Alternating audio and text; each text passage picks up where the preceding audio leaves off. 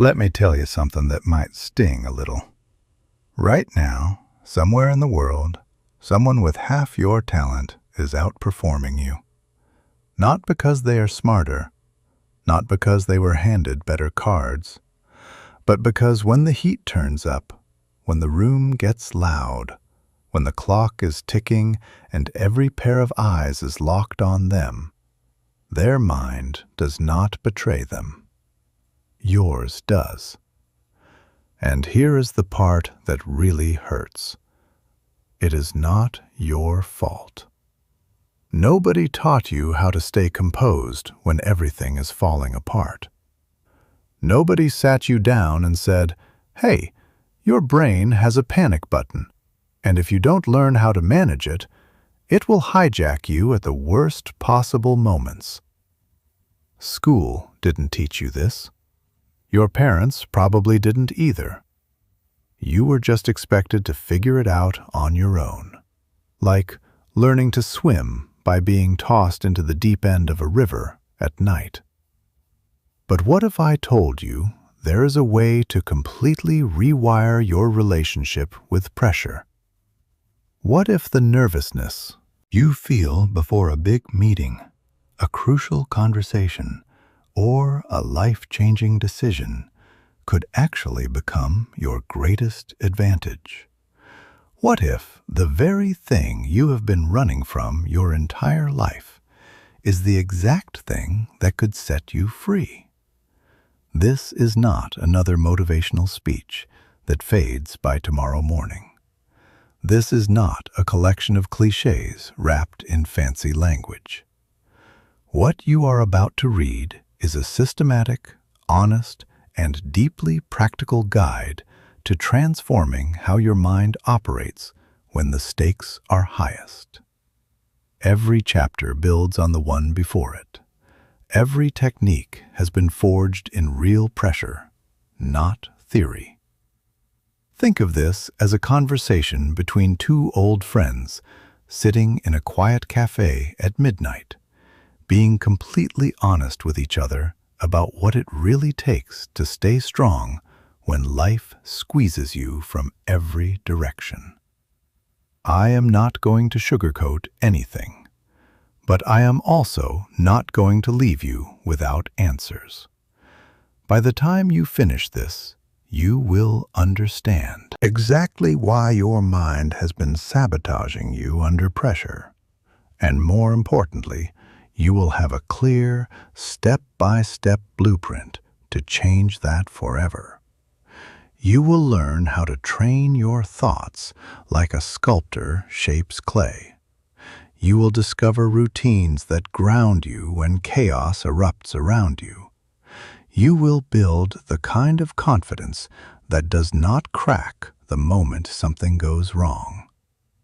But here is the catch, and please hear me on this. This only works if you commit to reading all the way through, not skimming, not jumping to the parts that sound interesting.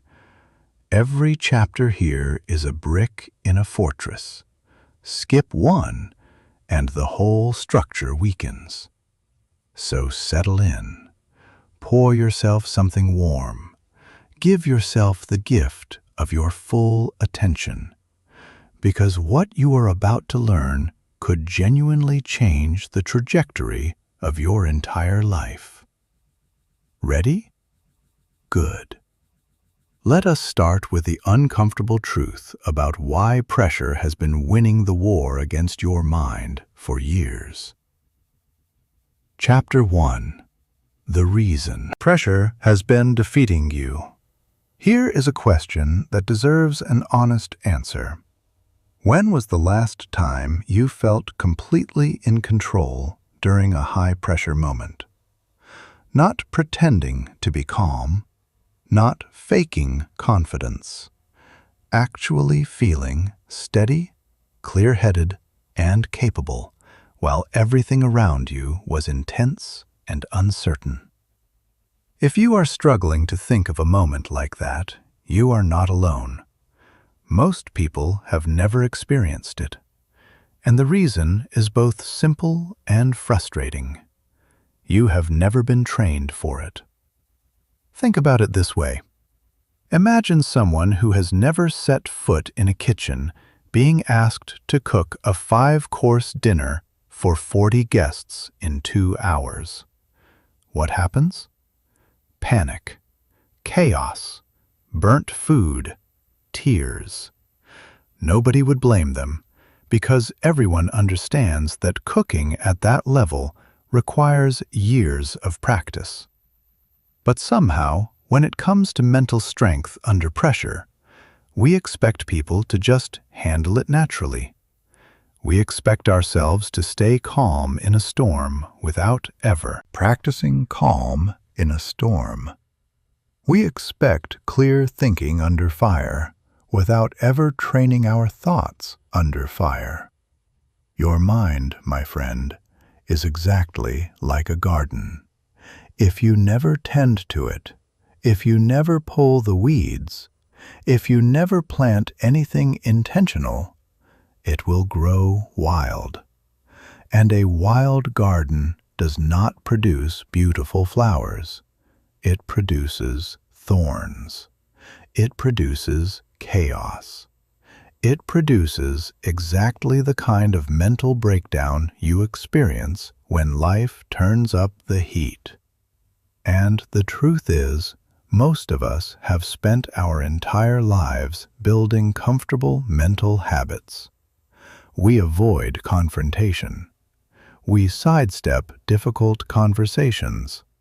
We choose the predictable path over the challenging one. We binge-watch shows instead of sitting with uncomfortable thoughts. We scroll through our phones instead of facing the silence that would force us to grow. And then, when life inevitably drags us into a situation where comfort is not an option, we wonder why we fall apart. Let me paint you a picture. You know that feeling when your boss calls an emergency meeting and your stomach drops to your shoes. Or when you are about to give a presentation and your hands start shaking like leaves in a November wind. Or when someone you love says, "We need to talk," and suddenly your heart is pounding so loud you can barely hear your own thoughts. That is not weakness. That is your untrained mind doing the only thing it knows how to do: panicking. Here is what is actually happening inside you in those moments. Deep in your brain, there is a tiny almond-shaped structure called the amygdala. Think of it as your brain's fire alarm. When it senses danger, whether real or imagined, it pulls the emergency lever. It floods your system with cortisol and adrenaline. Your heart rate spikes. Your breathing becomes shallow and rapid. Your muscles tense up. Your vision narrows. And here is the truly cruel part. The very parts of your brain responsible for rational thinking, creative problem-solving, and calm decision-making, they get shut down. The amygdala literally hijacks your higher brain functions because, from an evolutionary perspective, when a lion is chasing you, you do not need to write poetry. You need to run. The problem? In modern life, the lion is a deadline. The lion is a difficult conversation. The lion is a career opportunity that terrifies you. And your brain cannot tell the difference between a real threat and a perceived one. So it responds the same way every single time, with pure, unfiltered panic. But here is what nobody tells you. That panic response, it is not permanent. It is not hardwired. It is a pattern. and patterns can be rewritten. The people you admire, the ones who seem unshakable in interviews, who deliver flawless presentations, who make brilliant decisions when everyone else is frozen. They are not genetically different from you. They have simply trained their minds to respond differently to pressure. They have built what I like to call a mental greenhouse, a controlled internal environment where they can grow calm, focus, and clarity regardless of the weather outside. Most people also make another critical mistake under pressure. They try to fight the feeling itself. They clench their jaw and think, "Don't be nervous, don't be nervous, don't be nervous." And guess what happens? They become even more nervous. It is like telling yourself not to think about a purple elephant. The moment someone says those words, that purple elephant is all you can see. Fighting pressure head-on is like trying to stop an ocean wave with your bare hands. You cannot overpower it. But you can learn to ride it. You can learn to let it carry you instead of crush you. And that is exactly what the rest of this book is going to teach you. There is another trap that keeps people stuck in the pressure cycle, and I need you to really hear this because it might be the most important thing in this entire chapter. Most people believe that pressure comes from outside. They think it is the situation that creates the pressure. The presentation, the exam, the interview, the confrontation, the deadline. But pressure is not external. Pressure is internal. It is created entirely by your thoughts, your beliefs, your interpretations. Two people can walk into the exact same job interview, and one feels excited while the other feels terrified. Same room, same interviewer, same questions. Completely different internal experience. The difference is not the situation. The difference is what is happening between their ears. This means something incredibly powerful. If pressure is created by your mind, it can also be managed by your mind. You are not a victim of circumstances. You are a victim of untrained thinking. And untrained thinking, unlike your height or your eye color, can be changed. Let me give you one more piece of the puzzle before we move on. People who crumble under pressure almost always share one common trait. They have no recovery system. When they make a mistake, it is not just one mistake. It becomes a landslide. One dropped ball leads to a second, which leads to a third. They cannot reset. They cannot refocus. Each error compounds the previous one, and before they know it, a small stumble has turned into a complete collapse. It is like a crack in a dam. If the dam is strong, a small crack can be repaired before any damage is done. But if the dam was never built properly, if it was made of sand and wishful thinking, that small crack becomes a catastrophic failure. So here is the real question, and I want you to sit with it. What kind of mental dam have you built? Have you reinforced it with deliberate practice, with intentional stress exposure, with careful mental training? Or have you left it weak through years of avoidance, comfort-seeking, and hoping for the best? If the answer makes you uncomfortable, good. Discomfort is the first step toward change. And the next chapter is where the change begins. Chapter 2. The mindset that turns pressure into rocket fuel. Now that we have been honest about why pressure has been beating you, let us talk about what to do about it. And this always starts, with how you think about pressure itself. Because here is a secret that champions across every field understand but rarely talk about openly. Pressure is not the enemy. Pressure is energy. And energy, by its very nature, is neutral. It can light a city, or it can burn a forest. It can power a rocket, or it can explode on the launch pad. The energy itself does not decide. You do. Let me say that again because it is that important. Pressure is just energy. What you do with that energy determines whether it destroys you or elevates you. Think about the last time you watched someone perform brilliantly under pressure. Maybe it was an athlete hitting a game-winning shot with millions watching. Maybe it was a surgeon saving a life in an emergency. Maybe it was a friend who somehow stayed calm and made all the right decisions during a family crisis. Did they look calm? Maybe. But here is what was really happening inside them. They were flooded with the exact same stress chemicals you feel when you panic.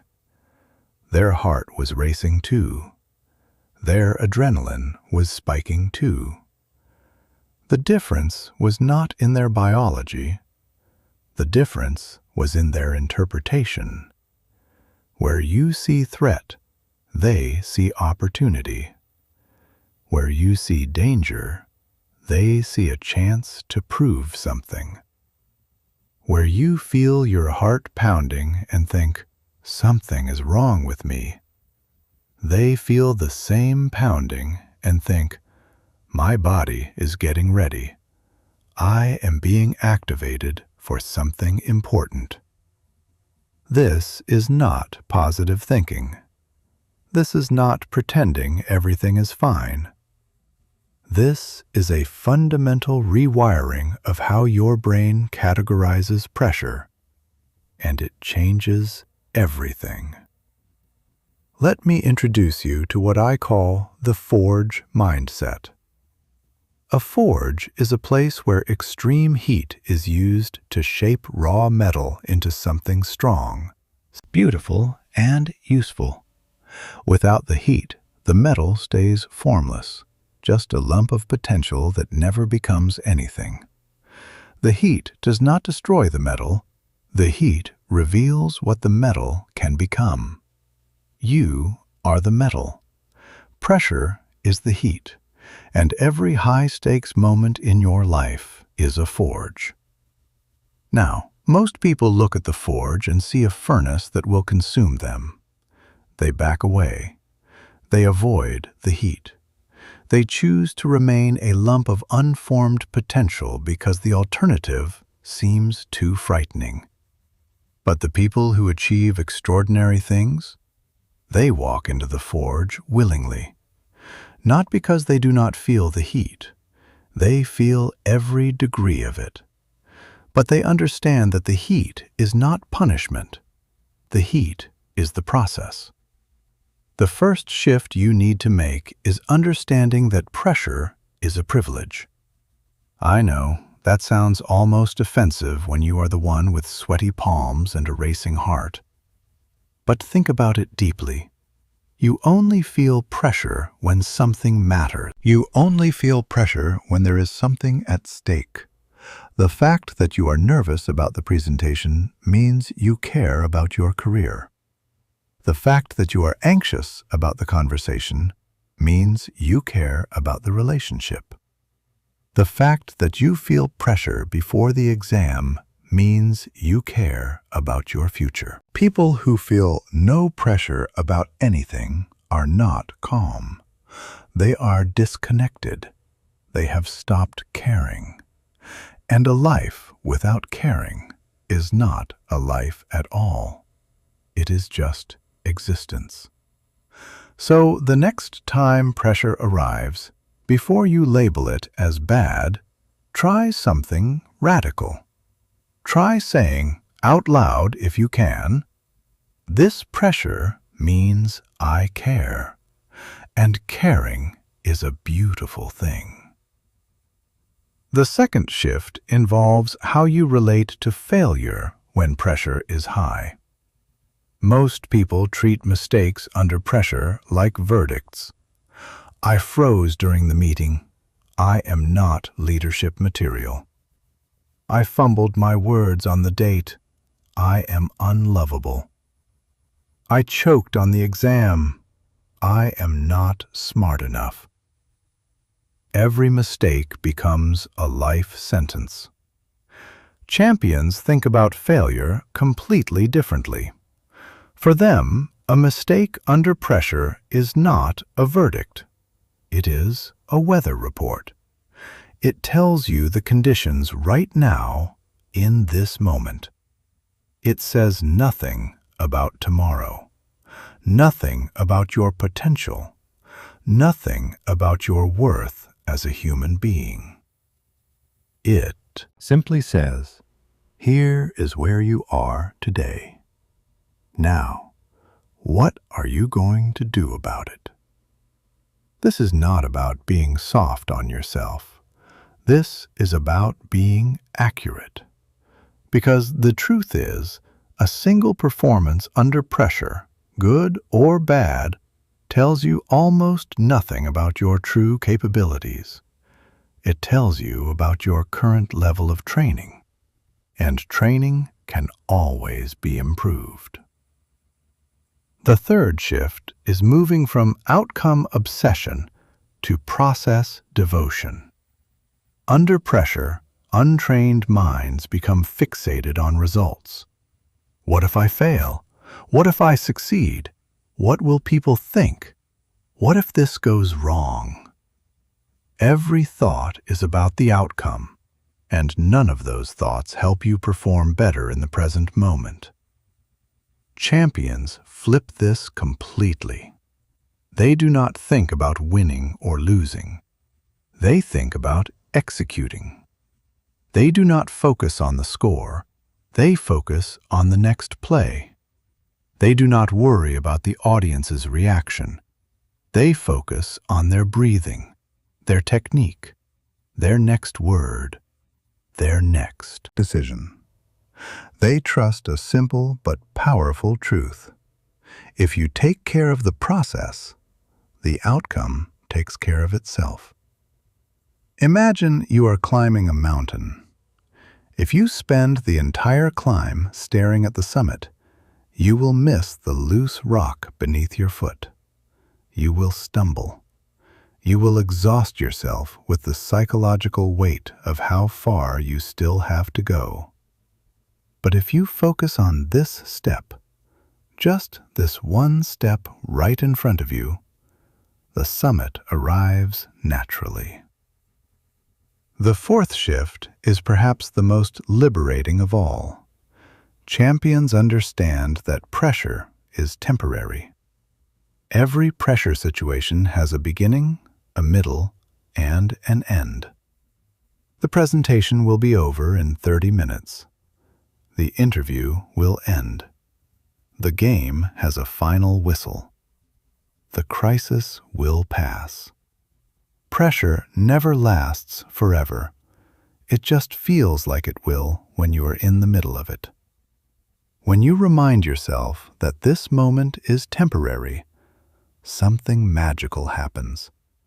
The weight lifts just enough for you to breathe. And when you can breathe, you can think. And when you can think, you can perform. There is one more mindset shift I want to plant in your mind before we move on, and it is this. The people who thrive under pressure are not fearless. They are not superhuman.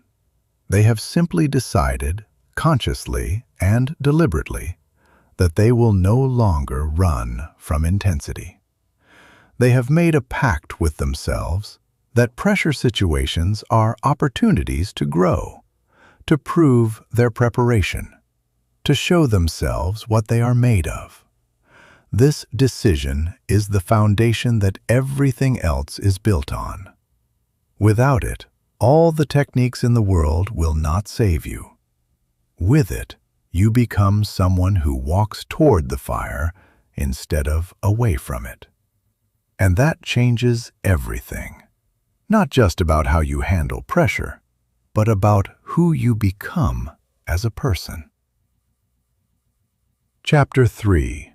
Train your thoughts to stay razor sharp when everything goes sideways. Now we get into the real work. Because understanding the right mindset is essential. But mindset without skill is like having a map without legs. You know where to go, but you cannot get there. This chapter is about the most powerful weapon you have in any pressure situation: your thoughts. Specifically, it is about learning to command your thoughts instead of being commanded by them. Because right now, for most people, thoughts under pressure are like a room full of toddlers who just ate sugar, running in every direction, screaming, creating chaos, and impossible to control. Champions are different. Their thoughts under pressure are like a well-trained orchestra, each instrument playing its part, in harmony, at the right time, creating something powerful and purposeful. So how do you go from the toddler room to the orchestra? It starts with one skill that sounds simple but is extraordinarily difficult: awareness. You need to learn what your mind actually does when pressure hits. Most people have no idea. They are so lost in the panic that they have never stepped back and observed the panic itself. They have never asked, "Wait, what exactly am I thinking right now? What is the specific thought that is making me feel this way?" Here is an exercise I want you to try the next time you feel pressure building. Whether it is before a work presentation, a tough phone call, or even a minor confrontation at the grocery store. Instead of reacting, pause, take a breath, and ask yourself, what just went through my mind? You might be surprised by what you find. It might be something like, "Everyone is going to see that I do not know what I am talking about." Or, "If I mess this up, my career is over." Or, "They are all judging me right now." These thoughts are so fast and so automatic that most people do not even realize they are having them. They just feel the anxiety without understanding where it comes from. But here is the beautiful thing about thoughts. The moment you can see them, you can steer them. A thought you are unconscious of controls you. A thought you are conscious of becomes a choice. Once you develop awareness, the next skill is redirection. When your mind starts spiraling toward catastrophe, what if I fail? What if everyone laughs? What if this ruins everything? You do not fight those thoughts. Fighting thoughts is like wrestling with smoke. Instead, you redirect. You gently take your mind by the hand, like a loving parent guiding a scared child, and you point it towards something useful. Instead of, "What if I fail?" you redirect to, "What do I need to do right now in this exact moment?" Instead of, "Everyone is watching and judging," you redirect to, "My job is to deliver this one sentence clearly. Just this one." Instead of, "This is too much, I cannot handle it," you redirect to, I have prepared for this. My training is solid. I trust my process. This is not denial. You are not pretending the pressure does not exist. You are simply choosing to point your mental flashlight at something that actually helps you perform instead of something that guarantees you collapse. Champions also develop what I call anchor phrases, short, powerful sentences that become mental lifelines when chaos hits. These are not generic affirmations like, "I am wonderful and the universe loves me." These are battle-tested, personal statements that mean something deep to you. Something like, "I have been through worse and survived." Or, "This moment does not define me. How I respond to it does." Or, "Breathe, focus, execute. That is all." The key is to practice these phrases when you are calm, so they become automatic when you are not. Think of them as mental muscle memory. A pianist does not learn a concerto during the concert. They learn it in thousands of quiet practice sessions so that when the spotlight hits, their fingers know exactly where to go. Your anchor phrase works the same way. You rehearse it in calm moments, while driving, while showering, while falling asleep, so that when pressure arrives, it surfaces automatically, like a life raft rising in a flood. Now let me share something that changed my entire understanding of pressure performance. The art of reframing physical sensations. When your heart starts racing before a big moment, what do you usually tell yourself? Most people think, "Oh no, I am nervous. Something is wrong. I need to calm down."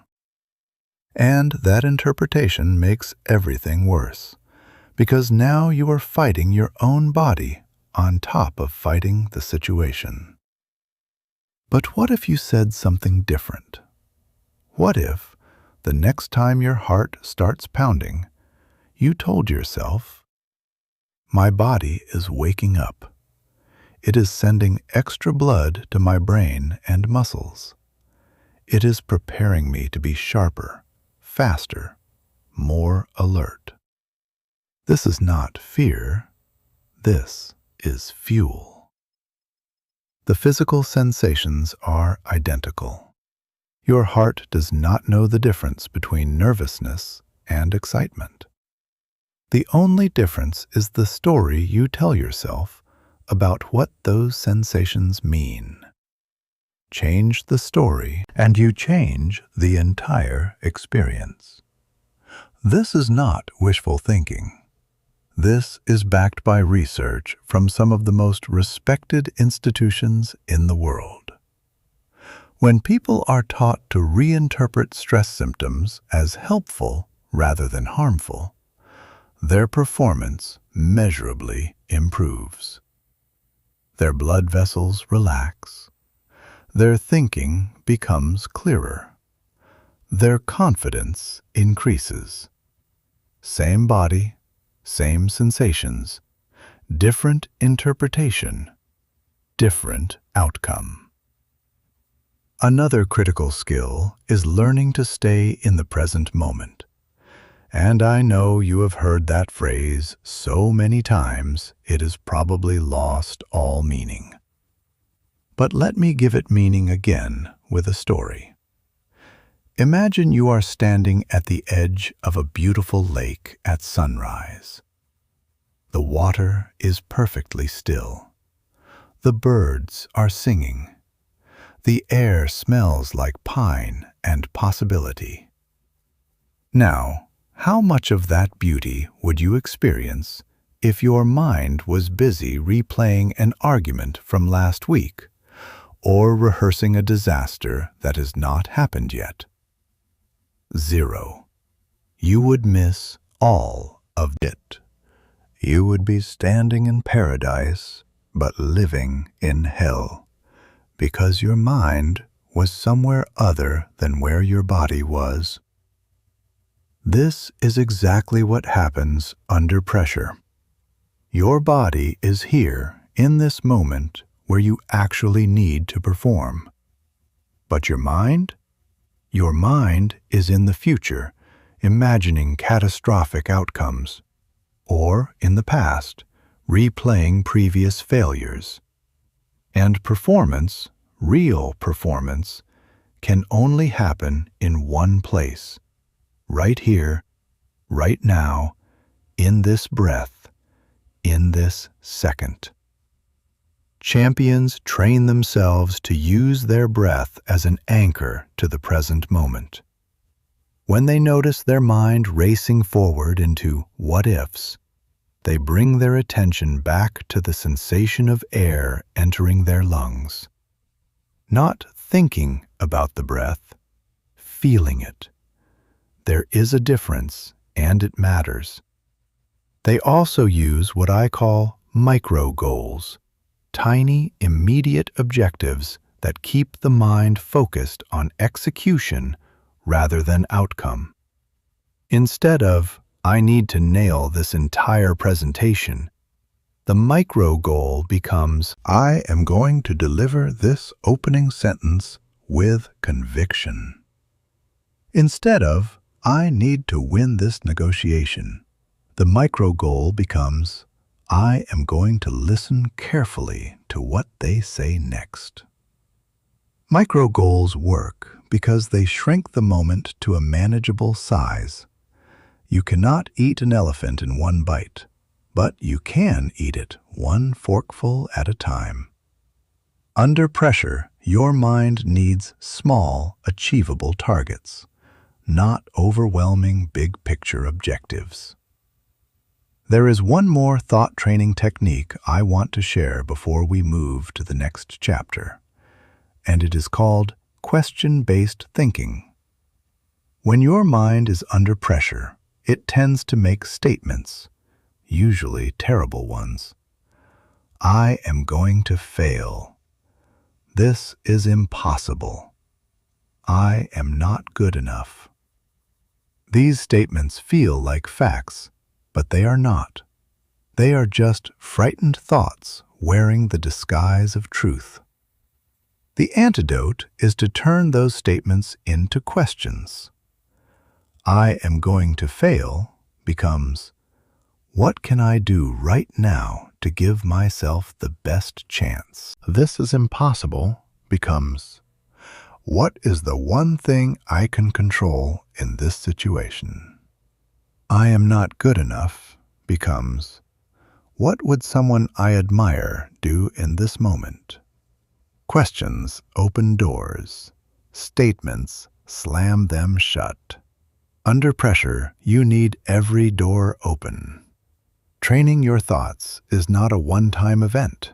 It is a daily practice. You do not wait for the hurricane to learn how to build shelter. You build it on calm, sunny days, so it is ready when the storm arrives. Every small moment of stress in your daily life, traffic, a rude email, a minor disagreement, becomes a training ground for your mental skills. Use them. Practice redirection, practice anchor phrases, practice reframing, practice staying present. Make these skills so familiar that they become your default mode. Because when the real pressure hits, and it will, your trained mind will respond the way you have taught it to. Not with panic, not with collapse, but with clarity, focus, and the quiet confidence of someone who has done this 1,000 times before. Chapter 4. Build a pressure routine that becomes your unshakable foundation. Let me ask you something. Do you have a morning routine? Most people do, even if it is just wake up, check phone, drink coffee, stumble through the day. But here is a more important question. Do you have a pressure routine? A specific, practiced, reliable sequence of actions that you perform when stakes are high and your nervous system is screaming at you to panic? If the answer is no, you have been going into battle without armor, and it is time to change that. Champions across every domain, athletes, surgeons, military operators, CEOs, performers, all share one common habit. They have a specific routine they activate when pressure builds. This routine is not a superstition. It is not a lucky charm. It is a carefully designed sequence that shifts their body and mind from a state of reactive panic into a state of controlled readiness. Think of it as a mental ignition sequence. Astronauts do not just hop in the rocket and hope for the best. They go through a precise, step-by-step checklist that prepares every system for launch. Your pressure routine does the same thing, but for your mind and body. The foundation, and I cannot stress this enough, is breathing. I know, breathing. It sounds so basic you might be tempted to skip over it. Please do not. Because breathing is the single most powerful tool you have for controlling your nervous system in real time. And most people have absolutely no idea how to use it. Here is what happens when pressure hits. Your breathing becomes shallow and rapid. You start breathing from your chest instead of your belly. This shallow breathing sends a signal to your brain that says, danger, threat, panic. Your brain listens, and the stress response intensifies. Your heart beats faster, your muscles tense, your thinking becomes foggy. And all of this started because you were breathing wrong. Now, the reverse is equally powerful. When you deliberately slow your breathing and breathe from your diaphragm, deep belly breaths, you send a completely different signal to your brain. This signal says, we are safe, we are in control, we can think clearly. Your heart rate drops, your muscles relax.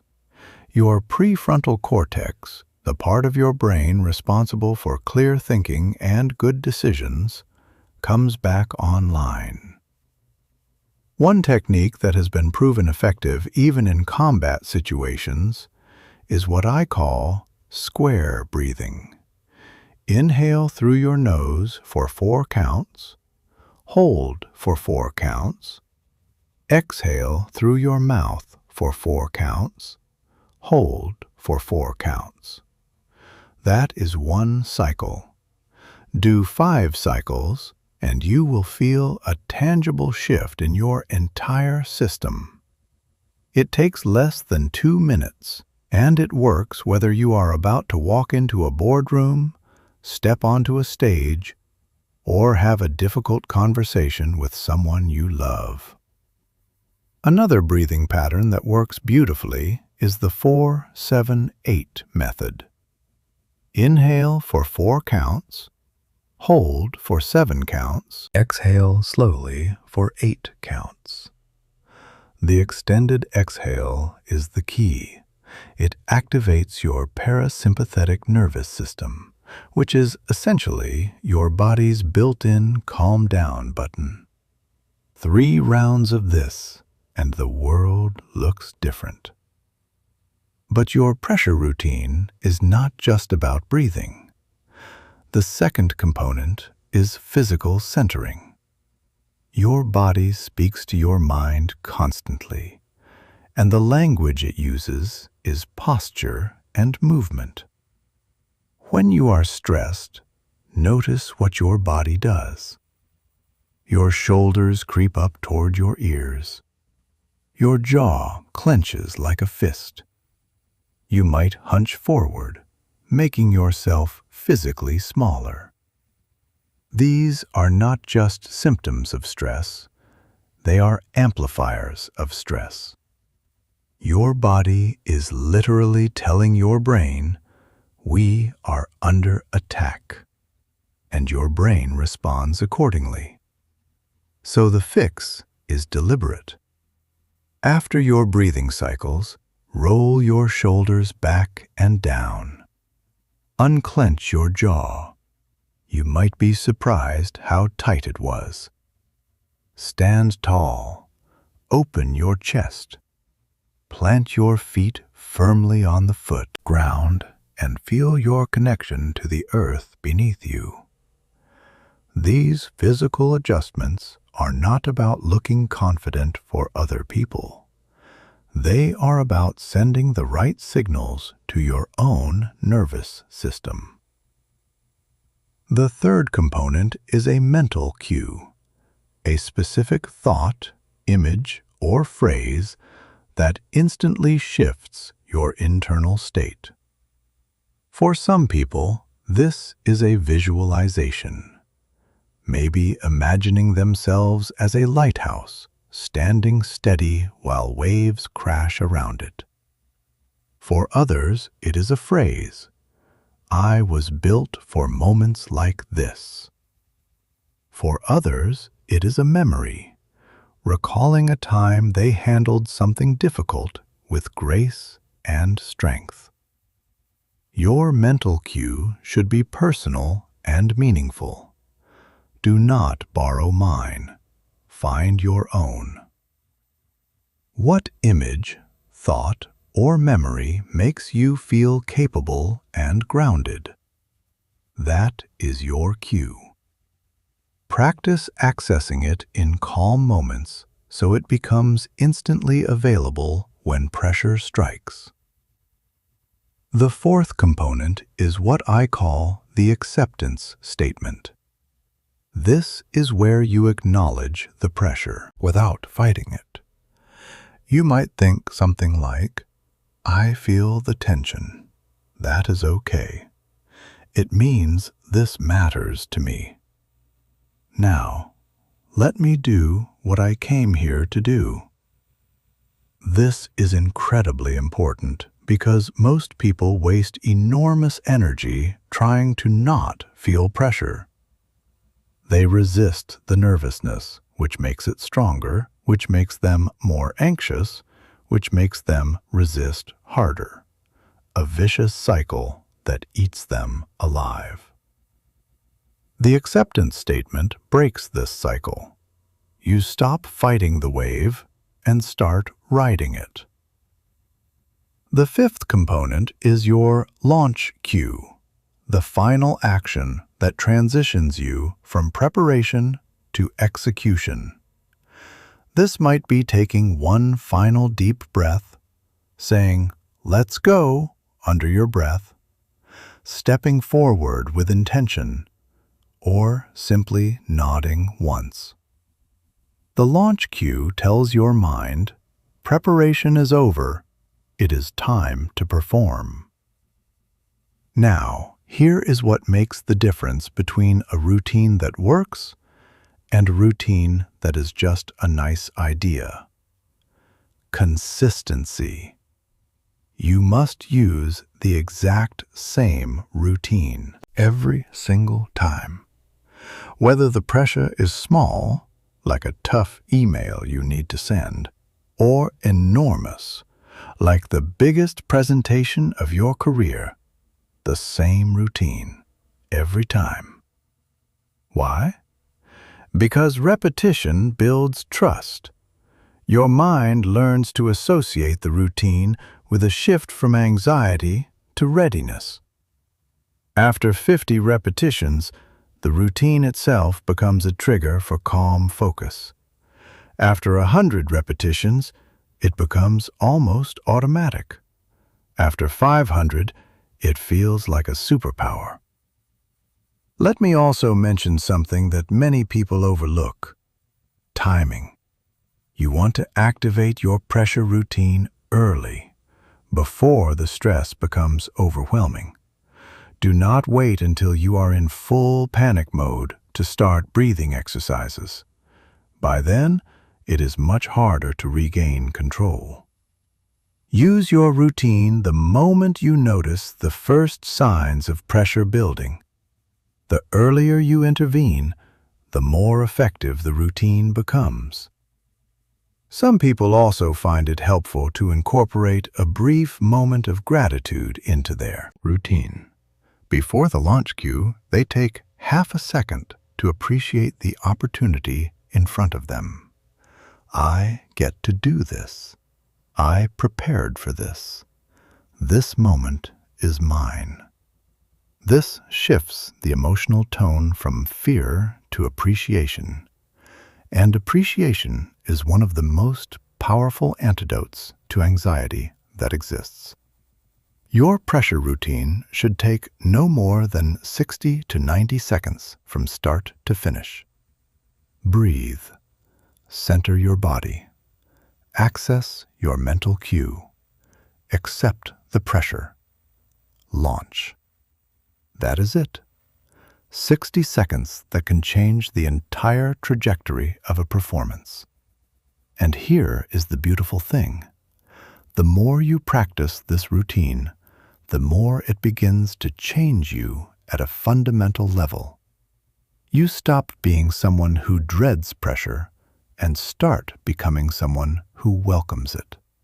Because you know you have a reliable system that transforms chaos into clarity every single time. Chapter 5.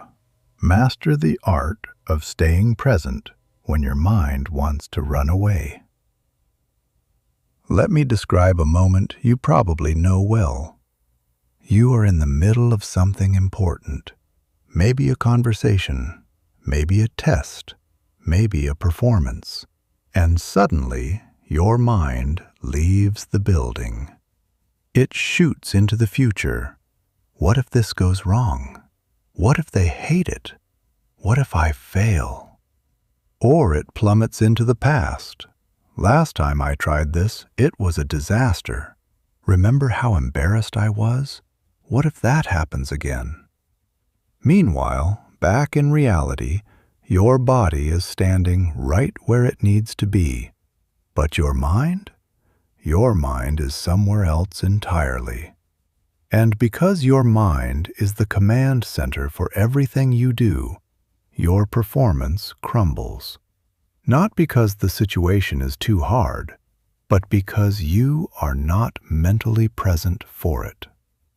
This is the great paradox of pressure.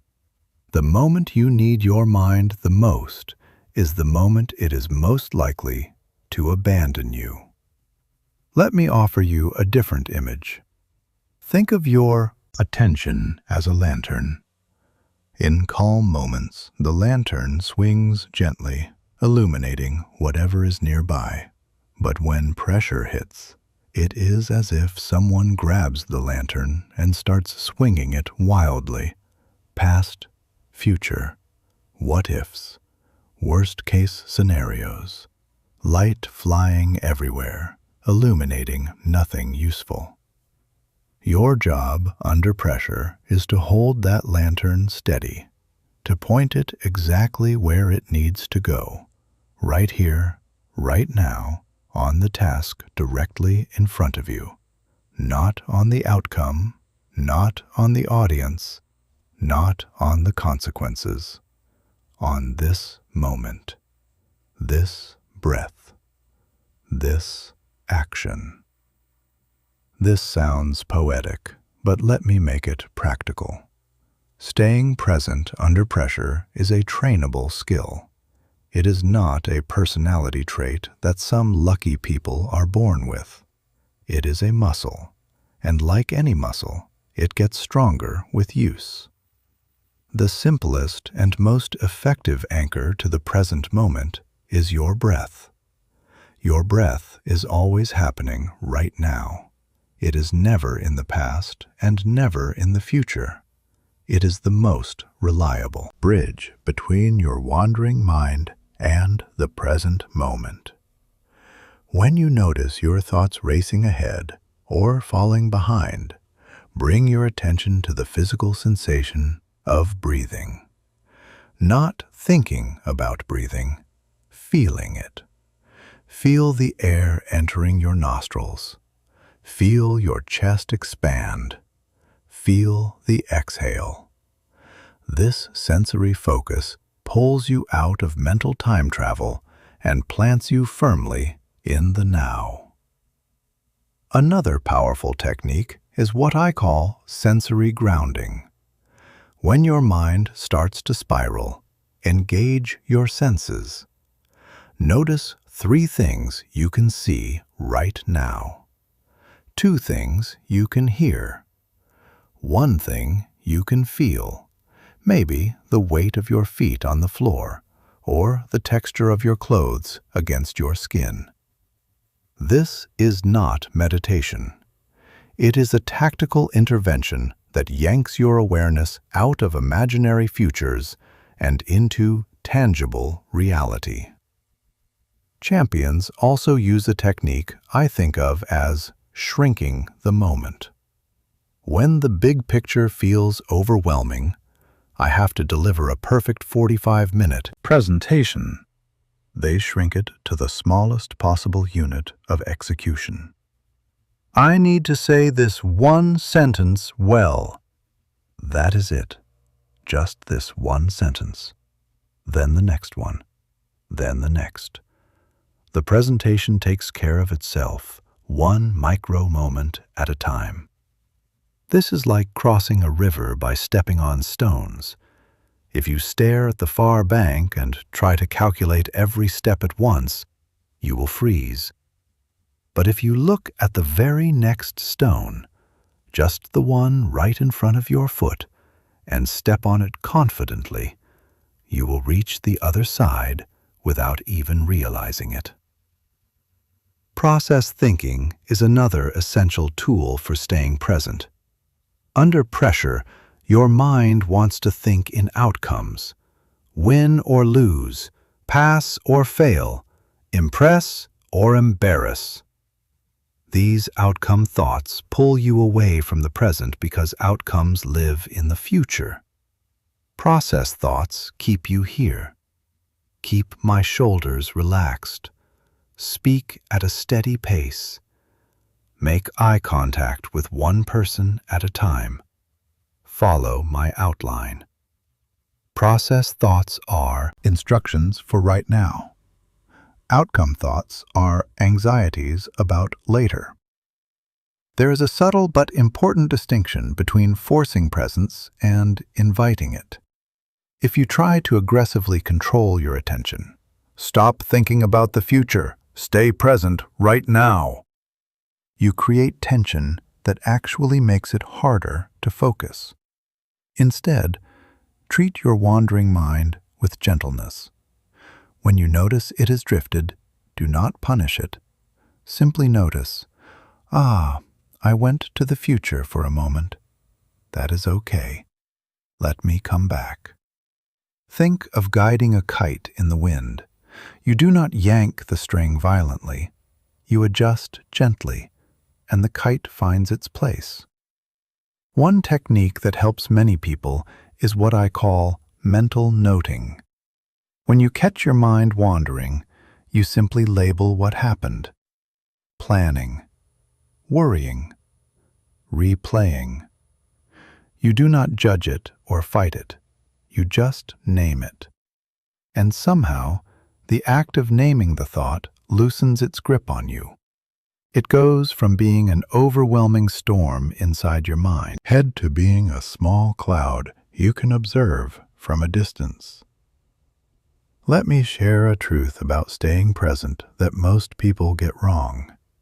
It is not a one-time achievement. You do not arrive at present moment awareness and stay there forever. Your mind will drift. It will drift dozens of times during a single high-pressure situation. This is normal. This is not failure. The skill is not in preventing the drift. It is in noticing it quickly and returning to the present. Every return strengthens the muscle. Every drift is just another rep. And here is something fascinating. The intensity of pressure can actually help you stay present if you use it correctly. Think about it. Have you ever noticed that during genuinely intense moments, there is a kind of hyper-awareness that kicks in? Time seems to slow down. Details become vivid. You notice things you normally would not. This is your brain's heightened state of activation, and instead of fighting it, you can ride it like a wave. Let the intensity sharpen your focus rather than scatter it. The practice of staying present transfers far beyond pressure situations. When you train yourself to be fully here during the stressful moments, you also become more present during the beautiful ones. You taste your food more deeply. You listen to your loved ones more fully. You notice sunsets you used to miss. Presence is not just a performance tool. It is a quality of life multiplier. But the training happens in the fire. Every moment of pressure becomes an opportunity to practice returning to now. Every moment of stress becomes a chance to hold the lantern steady. Over time, this practice transforms you from someone whose mind flees during pressure into someone whose mind locks in. And when your mind is locked in, fully here, fully present, fully engaged with what is right in front of you, that is when you access everything you are capable of. Chapter 6. Turn pressure into the fuel that launches you beyond your limits most. People treat pressure like poison, something toxic that needs to be eliminated or at least diluted before they can function. But what if I told you that pressure is not poison? What if pressure is actually premium fuel, the kind that only works in high-performance engines? Here is the difference. A regular engine runs on regular fuel. Put premium fuel in it, and it might sputter or stall. But a high-performance engine? It needs premium fuel to unlock its full potential. Without it, the engine runs, but it never reaches its peak. You, my friend, are a high-performance engine. You just did not know it yet. And the pressure you have been trying to avoid, that is your premium fuel. Let me explain what actually happens in your body when pressure arrives. Your adrenal glands release adrenaline and cortisol. Your heart rate increases, pumping more oxygen-rich blood to your brain and muscles. Your pupils dilate, literally allowing you to see more. Your reaction time sharpens. Your brain processes information faster. Your muscles receive more energy. Your body is literally upgrading itself for peak performance. This is not a malfunction. This is a feature. Your body is doing exactly what millions of years of evolution designed it to do. Prepare you to perform at the highest possible level when it matters most. The only problem? Your mind is interpreting this preparation as panic. Your mind is taking this incredible gift and labeling it as a threat. So the first step in using pressure as fuel is relabeling the experience. When you feel your heart rate climb, instead of thinking, I am scared. Practice thinking, I am being activated. When your palms get sweaty, instead of, I am anxious, try, my body is priming itself for action. When you feel butterflies in your stomach, instead of, I am going to be sick, try, energy is building for release. Same sensations, same chemistry, completely different meaning. And the meaning you assign determines whether that energy destroys your performance or enhances it. Think of pressure like electricity. Electricity flowing through wires, directed and channeled, powers homes, hospitals, and cities. Electricity flying wild, without direction, is a lightning strike, destructive and dangerous. The electricity is the same. The difference is whether it is channeled or chaotic. Your job under pressure is to become the wire, not the lightning rod. You learn to take that raw, powerful energy and direct it where it needs to go. One technique for doing this is what I call energy redirection. When you feel the surge of activation in your body, you consciously direct it toward your performance. Feel the intensity in your chest. Breathe it down into your core for stability. Feel the tension in your shoulders. Let it flow into your hands for precision. Feel the racing energy in your mind. Channel it toward sharper focus and quicker decision-making. You are not calming down. You are optimizing your energy distribution. Champions also use pressure as a signal to elevate their focus. Instead of pressure being the thing that scatters their attention, they train it to be the thing that concentrates it. They develop an almost Pavlovian response.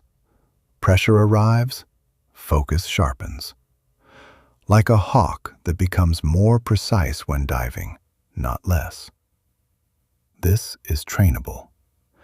Every time you feel mild pressure, a deadline, a challenge, a minor confrontation, practice using it as a cue to focus more intensely on the task at hand.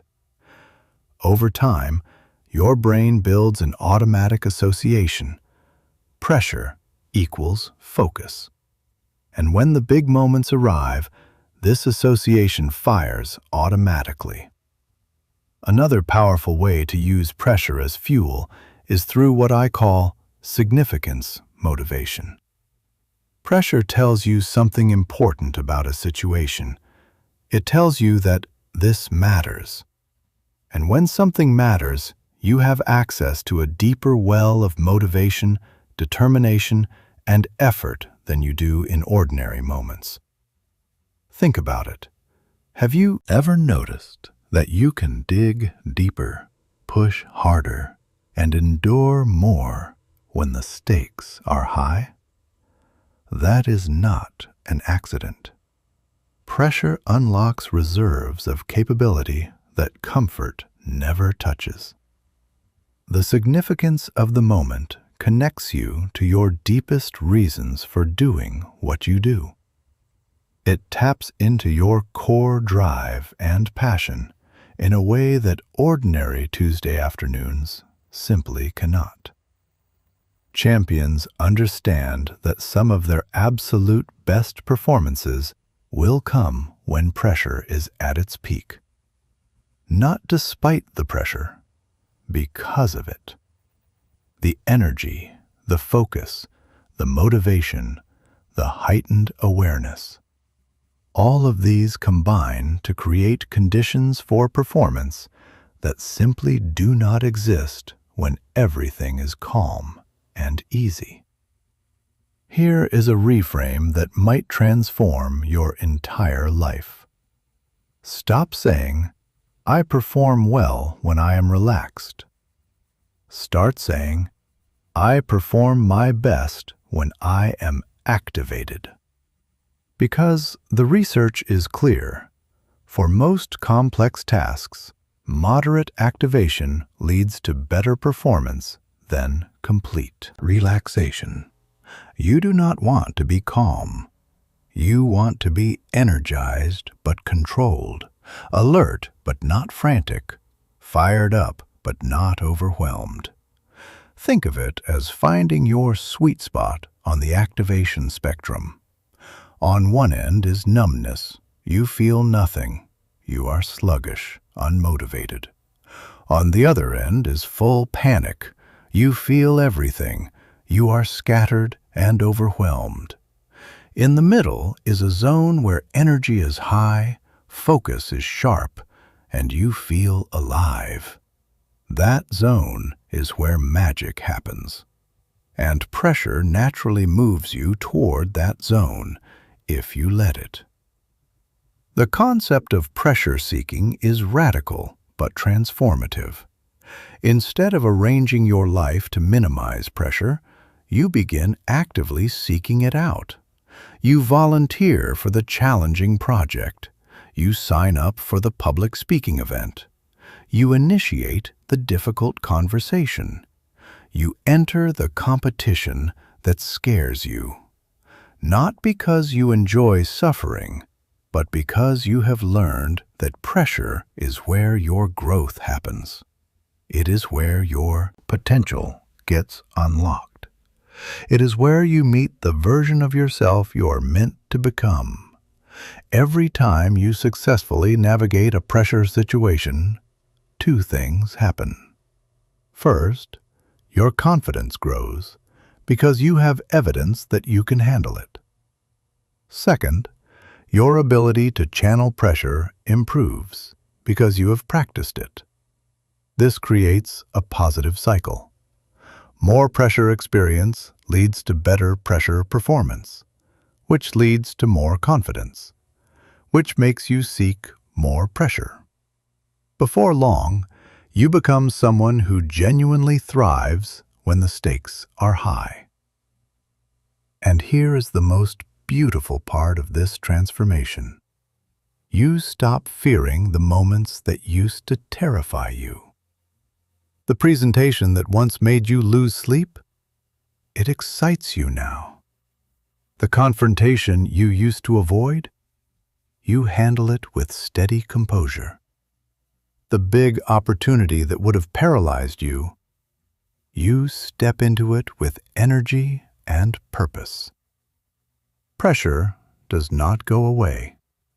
You just learn to use it differently.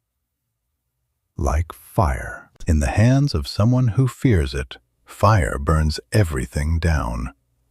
In the hands of someone who respects it and understands it, fire cooks meals, lights darkness, and forges steel.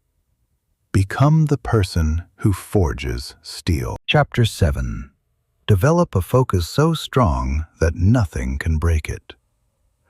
Your ability to maintain focus under stress is the dividing line between someone who folds and someone who delivers. Every other skill in this book depends on this one. Without focus, your breathing techniques are useless because you will forget to use them. Without focus, your mindset shifts are meaningless because anxiety will override them. Without focus, your pressure routine falls apart because you will not have the presence of mind to execute it. Focus under pressure is the foundation. Get this right, and everything else becomes possible. But let me be clear about what focus actually is, because most people misunderstand it. Focus is not the absence of distractions. There will always be distractions, both external and internal. The crowd noise, the ticking clock, the negative thought that pops up uninvited, the worry that sneaks in through the back door of your mind. Focus is not about eliminating these things. Focus is about choosing where your attention goes despite them. Think of focus like a spotlight in a theater. The spotlight does not make the rest of the theater disappear. The audience is still there. The backstage crew is still there. The noise and movement continue. But the spotlight illuminates only what matters, the performer on stage.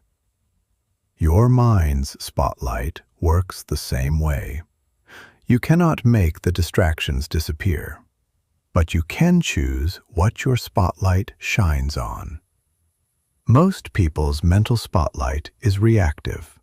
It goes wherever the loudest noise is, wherever the most dramatic thought appears, wherever the most frightening scenario lives. It is like a flashlight in the hands of a panicking person, swinging wildly, illuminating nothing useful, creating more chaos than clarity. Champions train their spotlight to be proactive. They decide where it goes. They place it on the task, on the process, on the immediate action, and they hold it there, gently but firmly, even when distractions try to steal it. The first step in building bulletproof focus is daily attention training. This is not meditation in the incense and chanting sense, although meditation certainly helps. This is functional attention practice, the mental equivalent of going to the gym. Start small. Choose an object, a candle flame, a spot on the wall, a sound, and focus on it for 2 minutes. Just 2 minutes. Notice when your mind wanders and gently bring it back. Do not berate yourself for wandering. The wandering is not the failure. The noticing and returning is the exercise. That is the repetition. That is the mental bicep curl.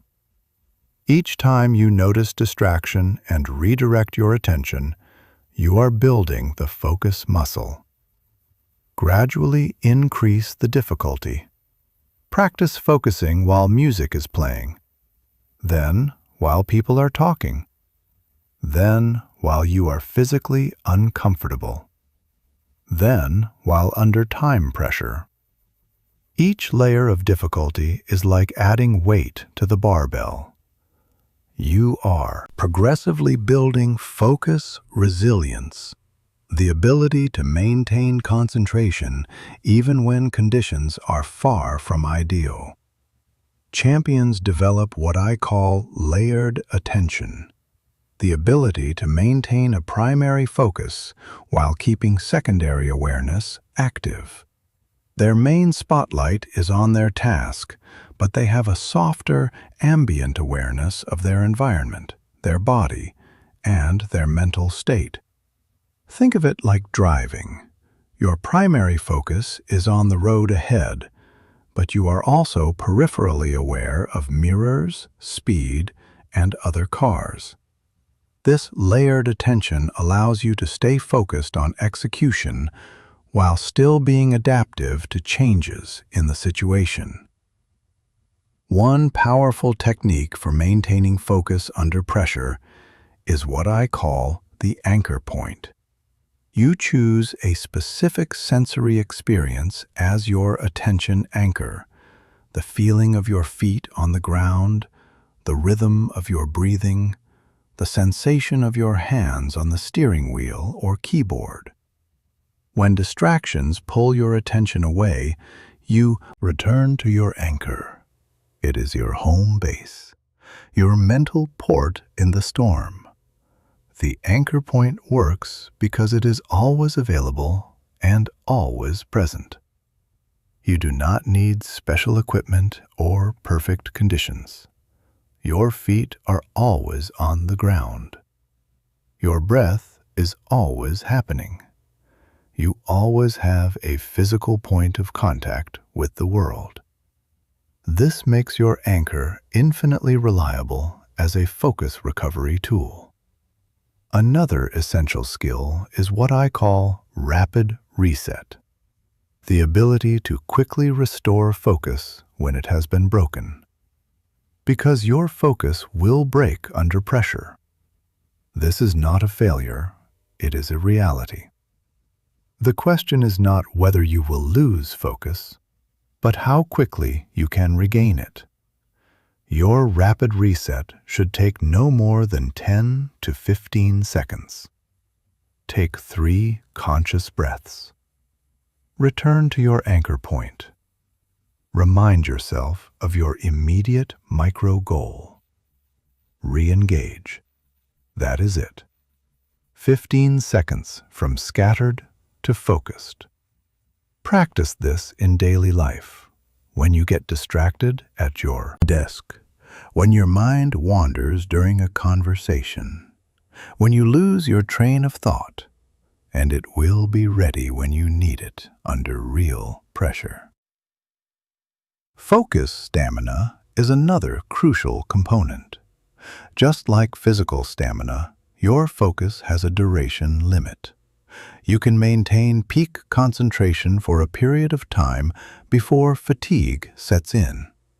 Champions train their focus stamina just like endurance athletes train their cardio, through progressive overload. Start by maintaining intense focus for 5 minutes, then 10, then 15, then 20.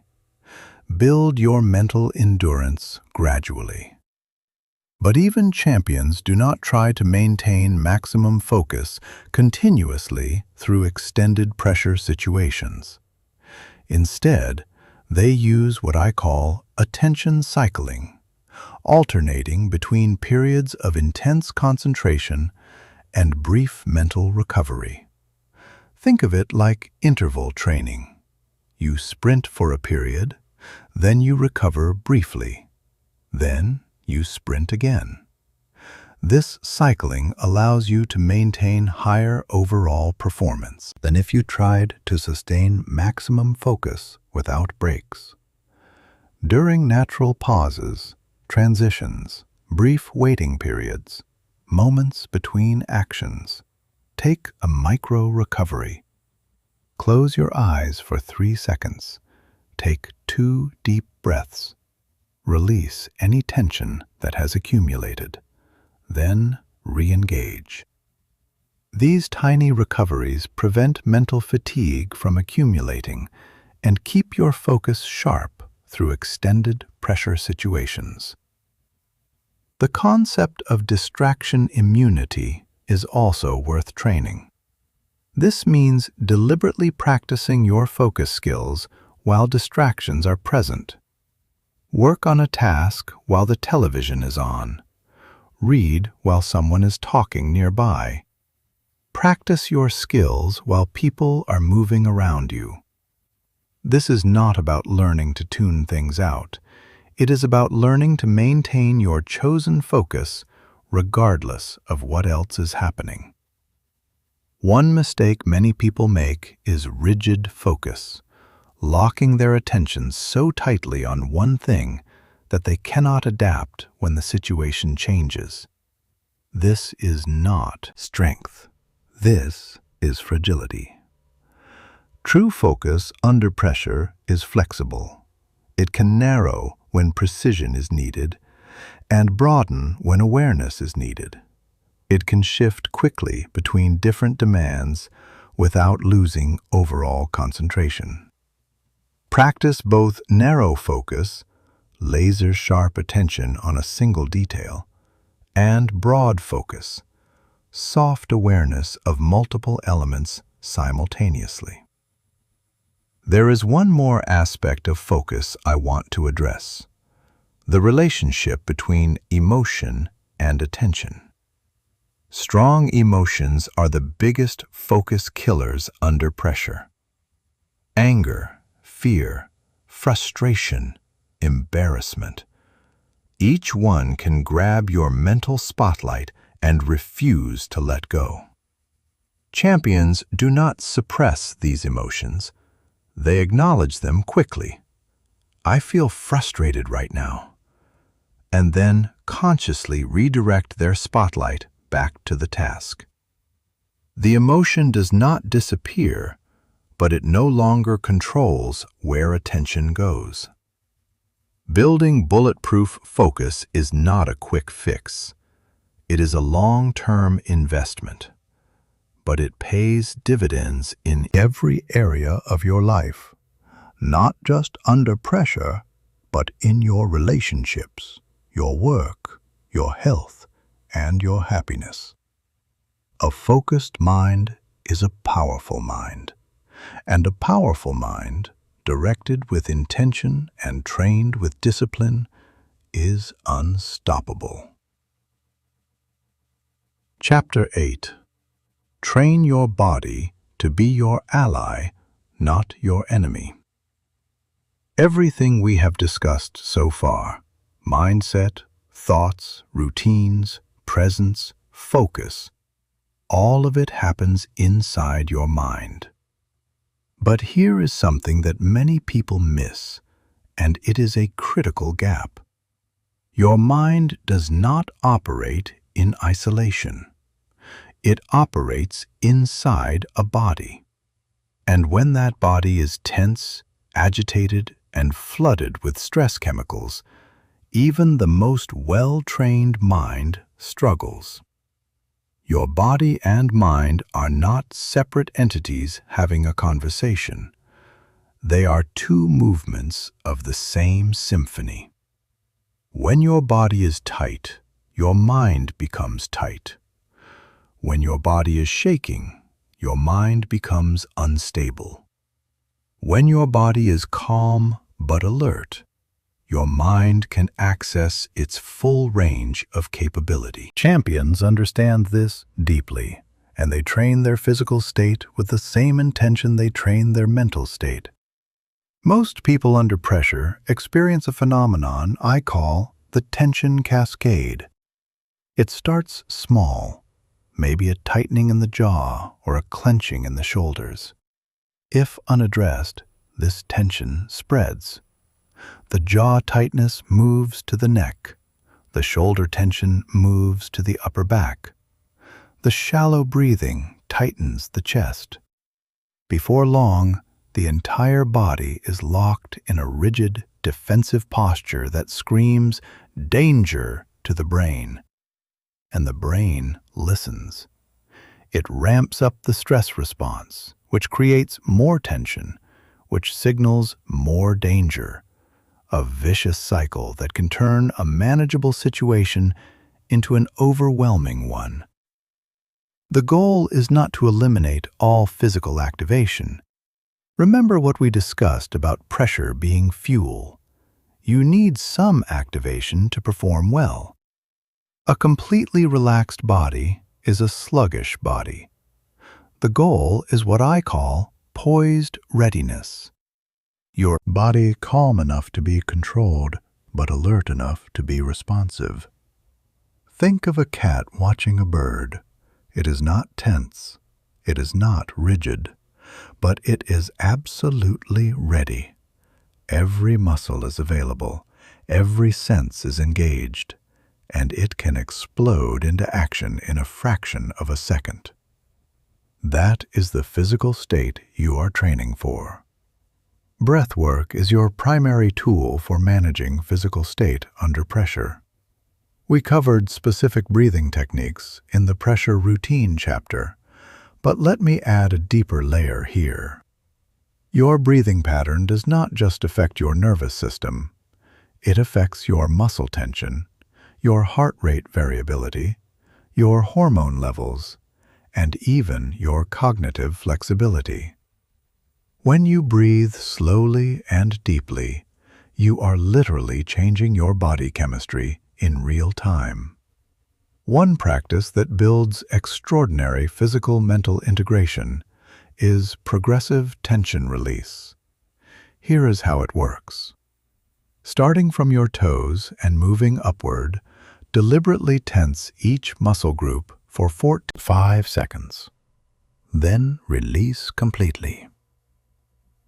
Feet, calves, thighs, core, chest, hands, arms, shoulders, face. Each time you release, notice the difference between tension and relaxation. This practice teaches your body two crucial skills. First, to recognize tension when it is building. Most people do not notice until it is extreme. And second, to release it on command. Practice progressive tension release daily, and within a few weeks you will develop something remarkable: the ability to do a rapid body scan in seconds and release tension from any muscle group instantly. In the middle of a high-pressure situation, you can scan your body, notice that your jaw is clenched and your shoulders are up, and release them in a single breath. This prevents the tension cascade before it starts. Posture under pressure deserves specific attention. When you are stressed, your body instinctively adopts a protective posture: shoulders forward, head down, chest closed, body small. This is a holdover from our evolutionary past, when making yourself small meant making yourself a smaller target. The problem is that this posture does not just reflect your emotional state, it reinforces it. Slouching signals defeat to your brain. Closing your chest restricts your breathing. Dropping your head narrows your field of vision. All of these make the stress response worse. The fix is deliberate. Stand or sit with your spine tall, but not rigid. Shoulders back and down. Chest open. Head level. Feet planted. This posture signals confidence and safety to your nervous system. And the beautiful thing is that it works even if you do not feel confident. The posture itself generates the feeling. Your body is not just reflecting your mind, it is instructing it. Physical movement is another powerful tool for managing your state under pressure. When stress hormones flood your system, your body is primed for physical action, fight or flight. But in most modern pressure situations, you cannot fight or flee. You have to sit in a meeting, stand at a podium, or have a conversation. The stress hormones have nowhere to go, so they stay in your system, creating tension, agitation, and discomfort. If the situation allows, use brief physical movement to metabolize those stress chemicals. Take a short walk before the big meeting. Do 10 push-ups in the bathroom before going on stage. Shake out your hands. Roll your neck. Even subtle movements, bouncing lightly on your toes, squeezing and releasing your fists, can help channel the physical energy productively. The integration of body and mind training is where the most powerful results emerge. Instead of training them separately, practice performing mental tasks while your body is under controlled stress. Do breathing exercises while holding a plank. Practice your anchor phrases while doing a cold shower. Rehearse your presentation while walking briskly. This integrated training teaches your entire system, body and mind together, to function optimally under pressure. Cold exposure, specifically, deserves mention. I am not talking about extreme ice baths. I am talking about ending your shower with 60 seconds of cold water. The initial shock mimics the physical sensations of pressure: racing heart, rapid breathing, desire to escape. But if you stay calm, breathe deeply, and hold your ground, your body learns something profound. I can be activated and still be in control. This translates directly to real pressure situations. The development of physical awareness under pressure is a skill that takes time but pays enormous dividends. Start checking in with your body regularly throughout the day. Where am I holding tension? How is my breathing? What is my posture doing? Am I clenching anything? This regular check-in builds a sensitivity to your physical state that allows you to make adjustments before tension builds to problematic levels. Your body is not an obstacle to pressure performance. It is your partner. When trained properly, it becomes a stable, responsive platform that supports your mind's best work. When neglected, it becomes a source of interference that undermines everything you are trying to do mentally. Train them together. They were never meant to be apart. Chapter 9. Handle mistakes without letting them unravel you. Let us get something straight right from the start of this chapter. You are going to make mistakes under pressure. Not might, will. No matter how well you prepare, no matter how strong your mental game becomes, no matter how many techniques you master, mistakes will happen. The question that determines everything is not whether you will make errors, but what happens in the 30 seconds after you make one. For most people, a mistake under pressure triggers an avalanche. One missed note and the whole song falls apart. One fumbled sentence and the entire presentation derails. One bad decision and confidence shatters like glass on concrete. The mistake itself was small, but the response to it, the internal reaction, turns it into a catastrophe. I call this the domino effect, and it is responsible for more pressure failures than the actual mistakes themselves. Here is how it works. You make an error. Your inner critic immediately pounces. You idiot! You blew it! Everyone saw that. It is over now. This harsh self-judgment creates shame, which creates tension, which disrupts focus, which leads to another mistake. The second mistake confirms the inner critic's accusations, which creates more shame, more tension, more lost focus, more mistakes. A single dropped stone becomes a landslide. Champions have a completely different relationship with mistakes, and it starts with a radical belief. A mistake is not a verdict. It is a weather report. A verdict says something permanent about who you are. You failed. Therefore, you are a failure.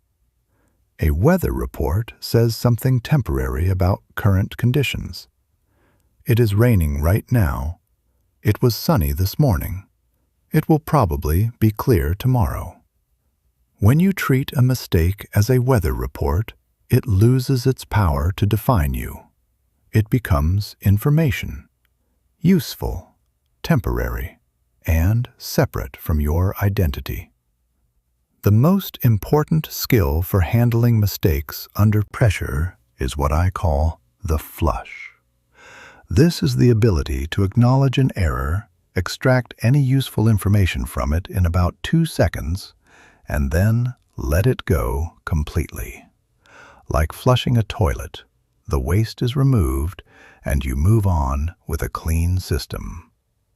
The flush works like this. The moment you realize you have made a mistake, you give yourself exactly 1 breath to acknowledge it. That did not go as planned. 1 breath. That is all the attention the mistake gets in the moment. Then you redirect, firmly and immediately, to the next action. What do I need to do right now? Not 5 minutes from now, not when the performance is over. Right now, in this next second, what is the very next thing I need to do? This takes practice. Your brain naturally wants to dwell on mistakes. It wants to analyze them, replay them, catastrophize about their consequences. And there is a time and place for that analysis. It is called later. After the performance is over, after the pressure has passed. You can sit down with a cup of tea and dissect what went wrong to your heart's content. But during the pressure moment itself, analysis is the enemy of execution. You cannot drive forward while staring in the rearview mirror.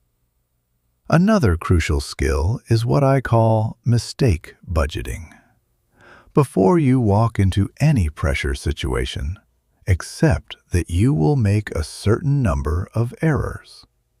Budget for them. A baseball player who gets a hit 3 out of 10 times is considered elite. A basketball player who misses 40% of their shots can still be a champion. Why? Because they have budgeted for imperfection. They expect some misses. And when those misses happen, they are not surprised, devastated, or derailed. They simply move to the next opportunity. Before your next pressure situation, try saying to yourself, I will probably make 3 or 4 mistakes during this. That is normal and expected. My job is not to be perfect. My job is to keep going, keep executing, and keep my mind in the game, regardless of what happens. This mental preparation takes the shock out of mistakes.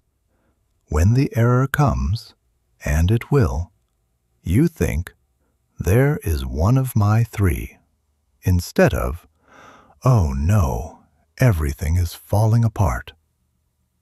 Self-talk after a mistake is critically important. Most people default to brutality. What is wrong with you? How could you be so stupid? You always do this. This internal abuse does not improve performance. It destroys it. It floods your system with shame, which triggers the stress response, which impairs the very cognitive functions you need to recover. Instead, practice speaking to yourself the way you would speak to a dear friend who just made the same mistake. Would you tell your best friend, you are pathetic and you will never succeed? Of course not. You would say something like, hey, that did not go great, but you have handled worse. Shake it off. You know what to do. Let us go. Be that friend to yourself, especially under pressure, especially after mistakes. Because in those moments, you need an ally in your corner, and often the only person in your corner is you. There is also immense freedom in understanding that your worst performance does not define you any more than your best performance does.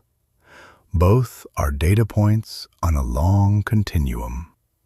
Your true capability lives somewhere in the middle, and no single moment, good or bad, changes that fundamental reality. One bad presentation does not erase years of competence. One fumbled conversation does not make you socially inept. One missed opportunity does not mean opportunities are over. Perspective is a powerful antidote to the poison of perfectionism under pressure. When a mistake feels like the end of the world, zoom out. Ask yourself, will this matter in 5 years? Will I even remember this specific moment in 6 months? The answer is almost always no. And that perspective gives you the emotional space to brush off the error and re-engage with the task. The practice of recovery rehearsal is something I strongly recommend. In your mental training sessions, do not just visualize performing perfectly.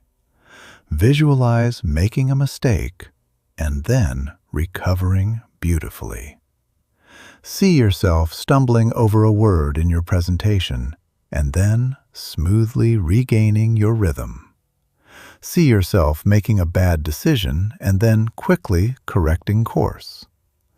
See yourself failing at something and then responding with grace, composure, and determination. This kind of rehearsal builds what I call recovery confidence. The deep belief that even when things go wrong, you have the skills and the mindset to bounce back. And recovery confidence is, in many ways, more valuable than performance confidence. Because performance confidence depends on things going well. Recovery confidence is independent of outcomes. It says, no matter what happens, I will be okay.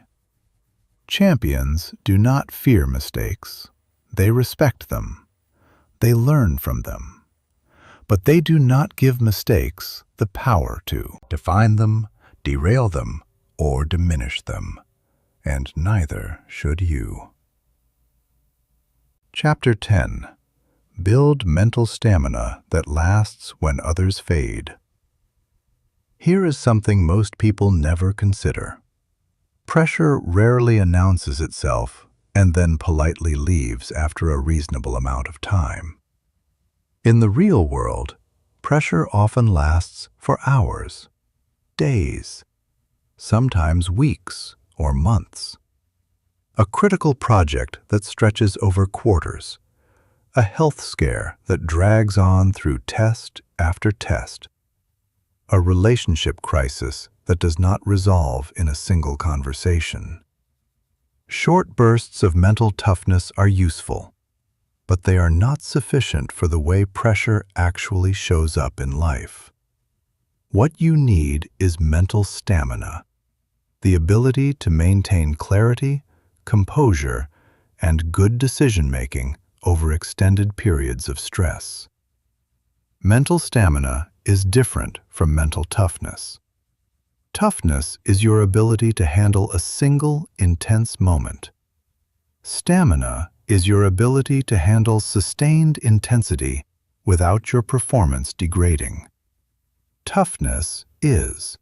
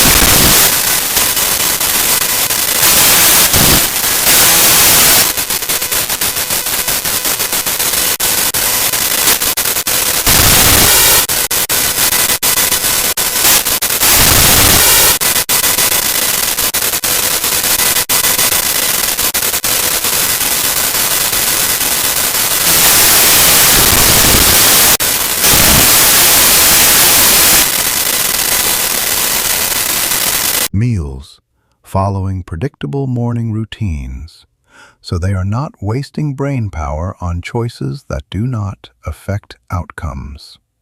It means creating habits and systems that reduce the number of decisions they need to make under pressure. Another key principle is attention cycling. Trying to maintain peak focus continuously is like trying to sprint a marathon. You will burn out long before the finish line. Instead, champions alternate between periods of intense concentration and brief mental recovery. During natural pauses, transitions, or low-demand moments, they allow their mind to rest for even 15 to 30 seconds. A few deep breaths, a moment of mental stillness, a brief shift in focus. These micro-recoveries prevent mental fatigue from accumulating and preserve cognitive resources for when they are most needed. Sleep is the single most important factor in mental stamina, and it is also the first thing people sacrifice during extended pressure periods. This is profoundly counterproductive. Sleep debt accumulates, and each hour of lost sleep measurably degrades your decision-making, emotional regulation, focus, and creativity. Champions protect their sleep fiercely, especially during high-pressure periods. They understand that an extra hour of work on a sleep-deprived brain produces worse results than a well-rested brain working one fewer hour. Nutrition plays a role that most people underestimate. Your brain consumes roughly 20% of your total caloric intake.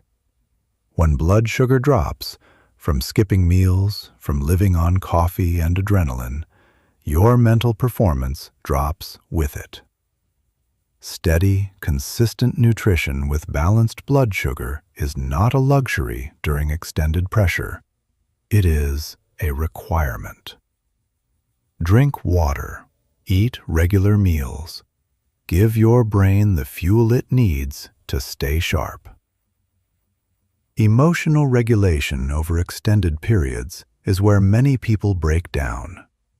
You can manage your emotions for an hour, maybe two. But what about maintaining composure for an entire week of negotiations? Or staying positive through months of uncertainty? The key is developing emotional recovery rituals. Specific activities that reliably restore your emotional equilibrium. This might be exercise, conversation with a trusted friend, time in nature, music, journaling, or simply sitting in silence. Whatever restores you, do it regularly, not as a luxury, but as a necessity. Champions also practice what I call mental pacing. Just like a marathon runner who goes out too fast will hit the wall, a person who attacks an extended pressure situation with maximum intensity from the start will run out of mental energy before the situation resolves. Pace yourself. Identify which phases of the situation require peak performance and which can be handled at a lower intensity. Save your highest gear for when it matters most. The practice of progressive mental exposure builds stamina over time.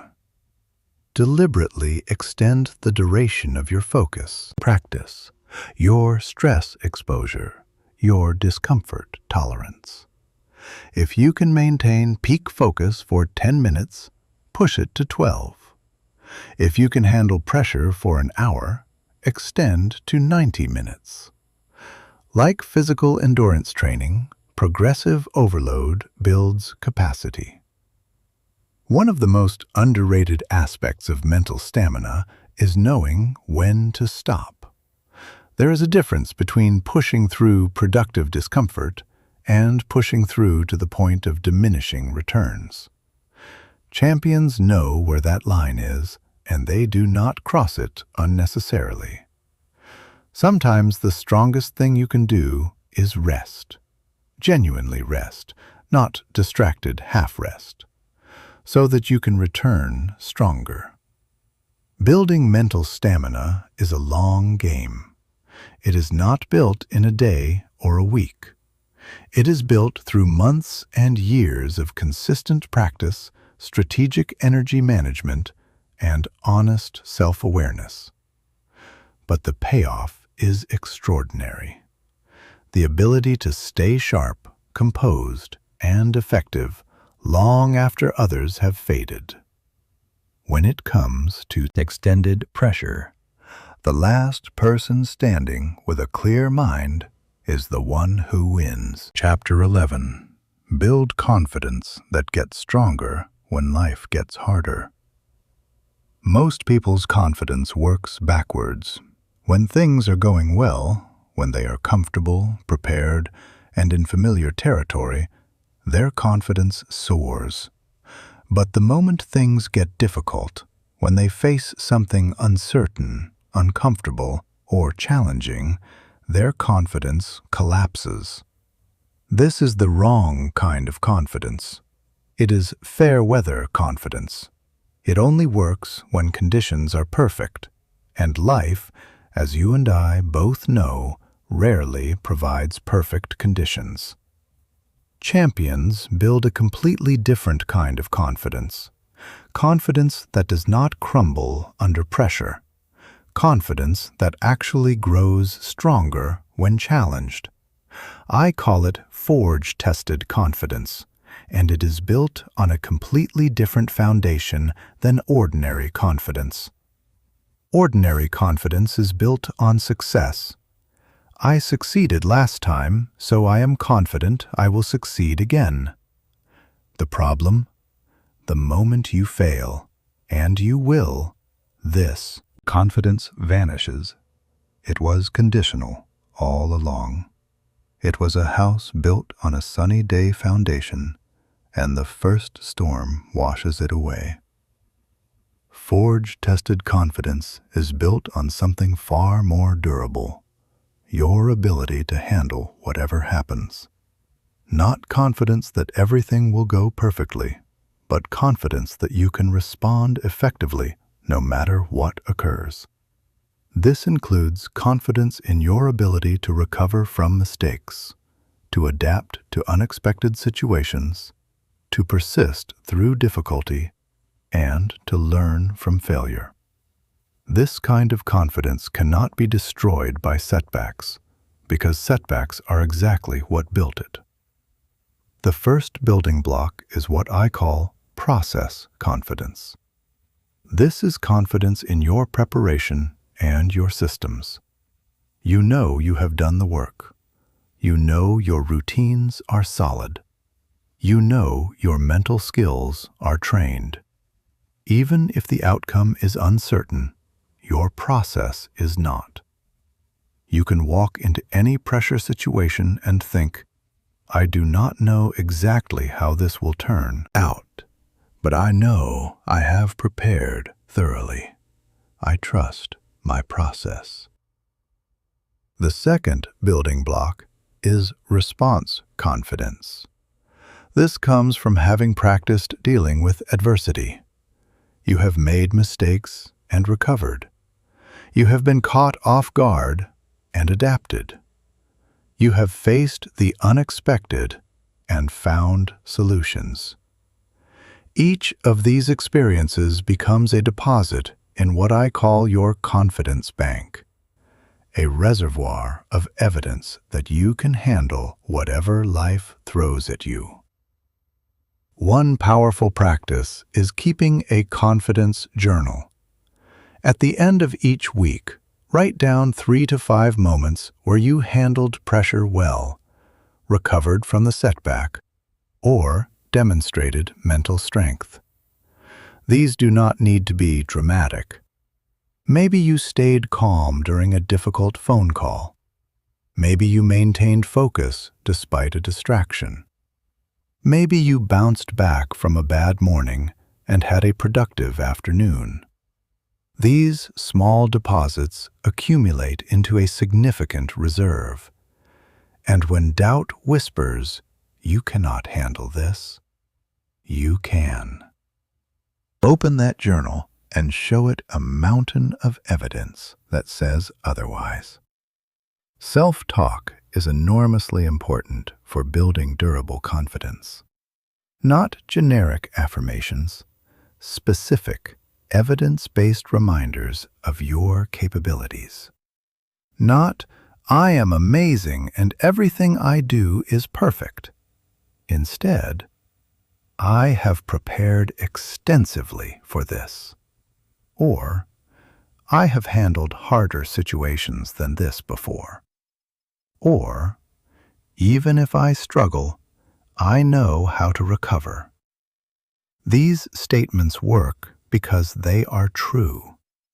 Your brain is not fooled by empty positivity, but it responds powerfully to honest reminders of genuine capability.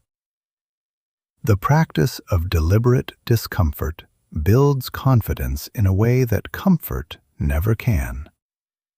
Every time you voluntarily put yourself in a challenging situation, a difficult conversation, a public speaking event, a competitive environment, and you survive it, you add evidence to your confidence bank.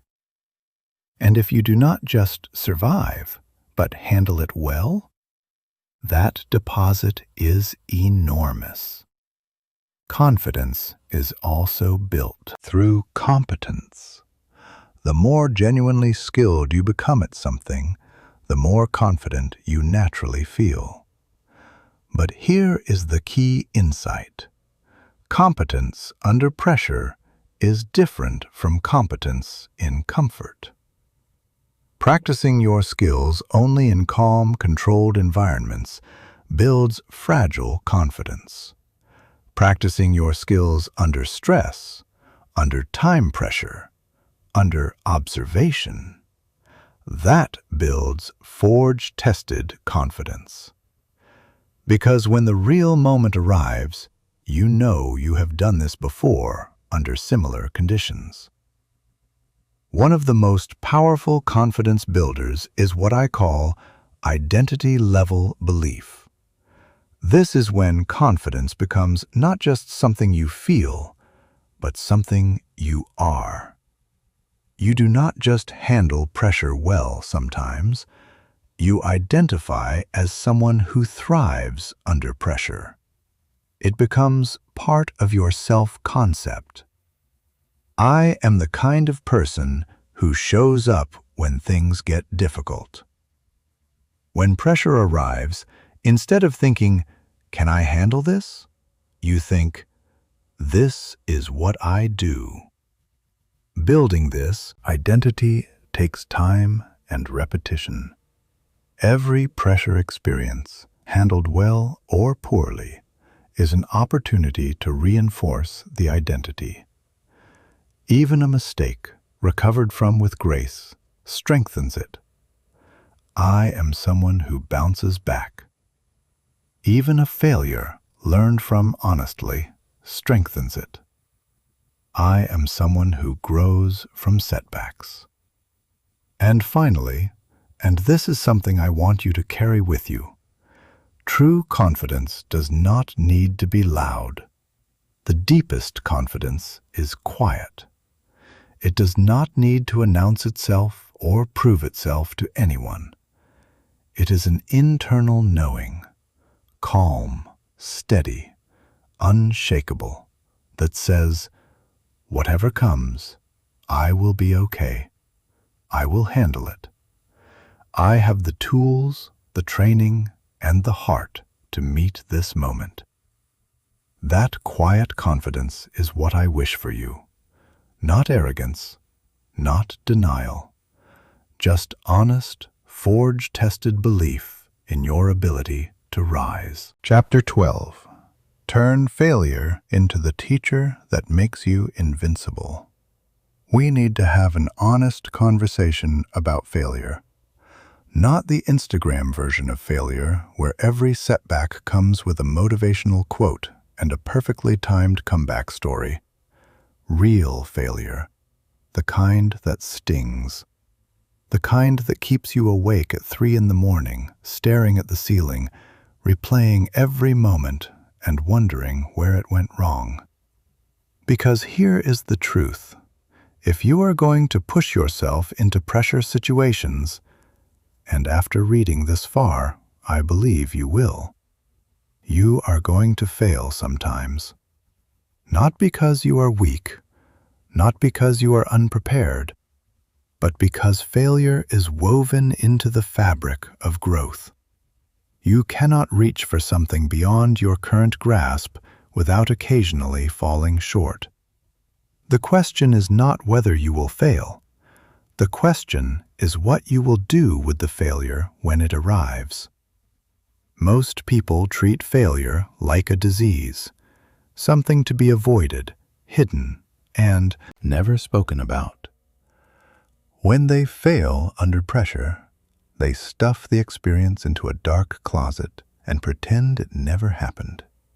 Or they obsess over it endlessly, replaying the failure until it becomes a defining narrative. I am someone who chokes. I am someone who cannot handle pressure.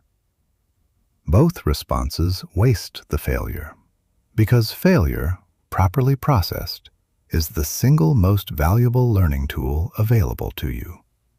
Nothing teaches you about your mental weak points as precisely as a pressure failure.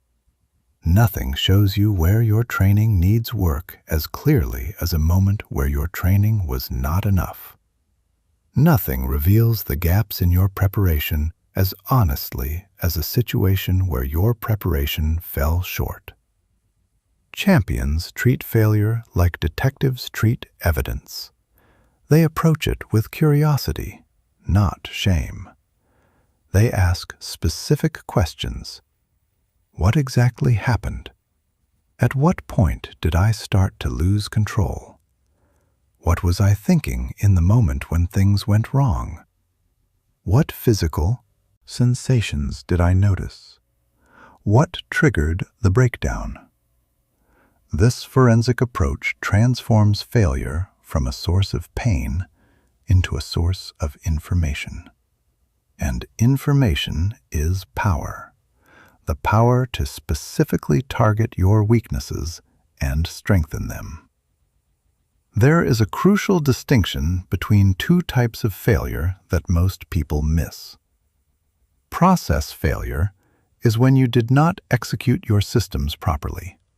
You forgot your breathing routine. You abandoned your focus techniques.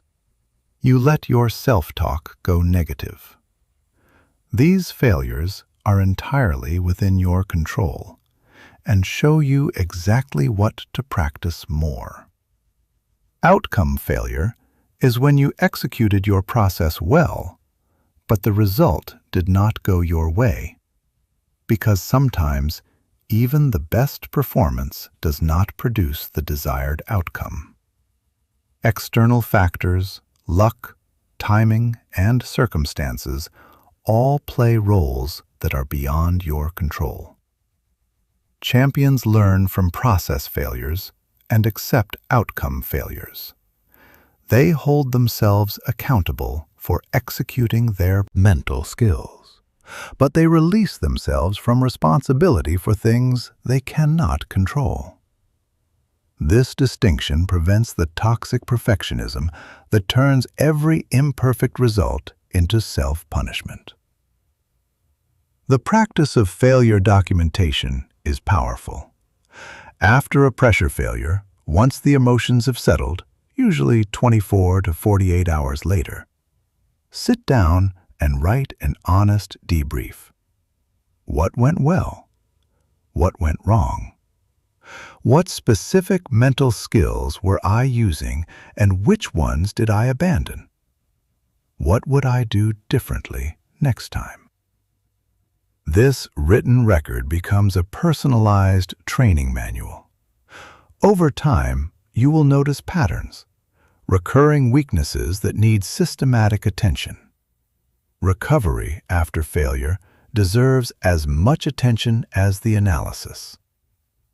Give yourself permission to feel the disappointment. Do not rush past the emotion or pretend it does not exist. Sit with it. Let it be real. But then, and this is the crucial part, make a conscious decision to use it as fuel rather than poison. This hurt.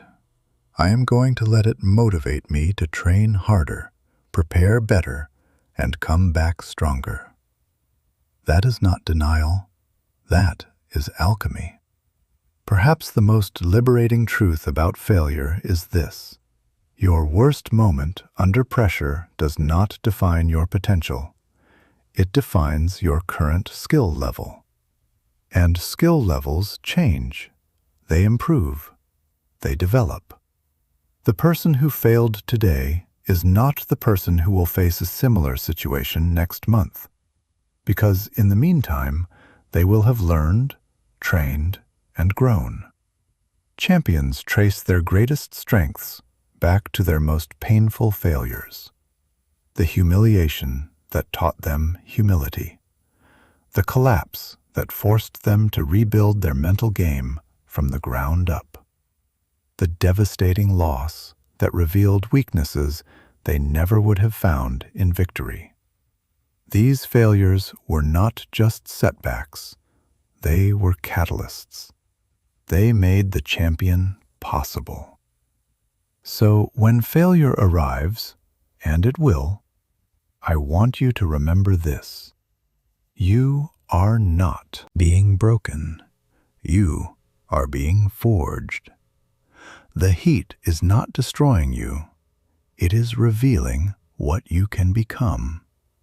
And if you have the courage to learn from it honestly, to sit with the discomfort, to extract the lessons, and to come back with more preparation and more determination, then failure will have served its highest purpose. It will have made you invincible. Chapter 13. Perform at your peak when everything is on the line.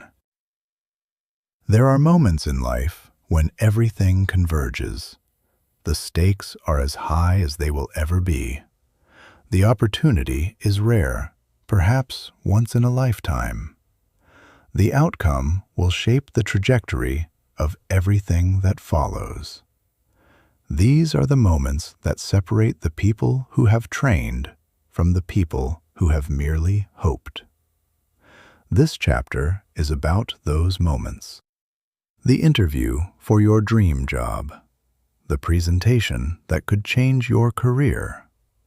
The conversation that could save or end a relationship. The performance that could open doors you have been knocking on for years. The decision that could alter the course of your entire life. These ultimate pressure moments have a unique quality. They amplify everything. Your preparation is magnified. Your skills are tested at their limits. Your mental game faces its highest examination. And the emotions, the hope, the fear, the desire, the uncertainty, run deeper and stronger than in any ordinary situation. The first truth about ultimate pressure moments is that they require specific preparation. The skills you use for everyday pressure are necessary, but they may not be sufficient. You need what I call your peak protocol, a more comprehensive version of your pressure routine that accounts for the extra intensity. Your peak protocol includes extended preparation the night before, visualization of the entire experience, Not just the performance itself, but arriving, waiting, managing nerves, executing, handling surprises, and finishing strong. You visualize challenges arising and yourself responding with composure. You mentally rehearse not just what you will do, but how you will think and feel at each stage. On the day itself, your routine is longer and more deliberate. Extra time for breathing, extra attention to physical state, extra repetitions of your anchor phrases. You are not being obsessive, you are being thorough. Because this is the day that matters, and you deserve to walk into it with every system activated and aligned. The concept of pressure embrace is essential for ultimate moments. This is beyond managing pressure. This is welcoming it. You walk into the room, feel the intensity, and think, I have spent my entire life building toward a moment like this. The pressure means this matters, and I am ready. Tunnel focus becomes critical. In ultimate pressure moments, distractions are louder, more numerous, and more seductive. The stakes pull your mind toward consequences. The audience pulls your attention toward judgment. Your own desires pull you toward outcome thinking. Tunnel focus means narrowing your awareness to only what serves execution. The rest fades into background noise that you acknowledge but do not engage with. There is a phenomenon that happens in peak pressure moments that deserves attention.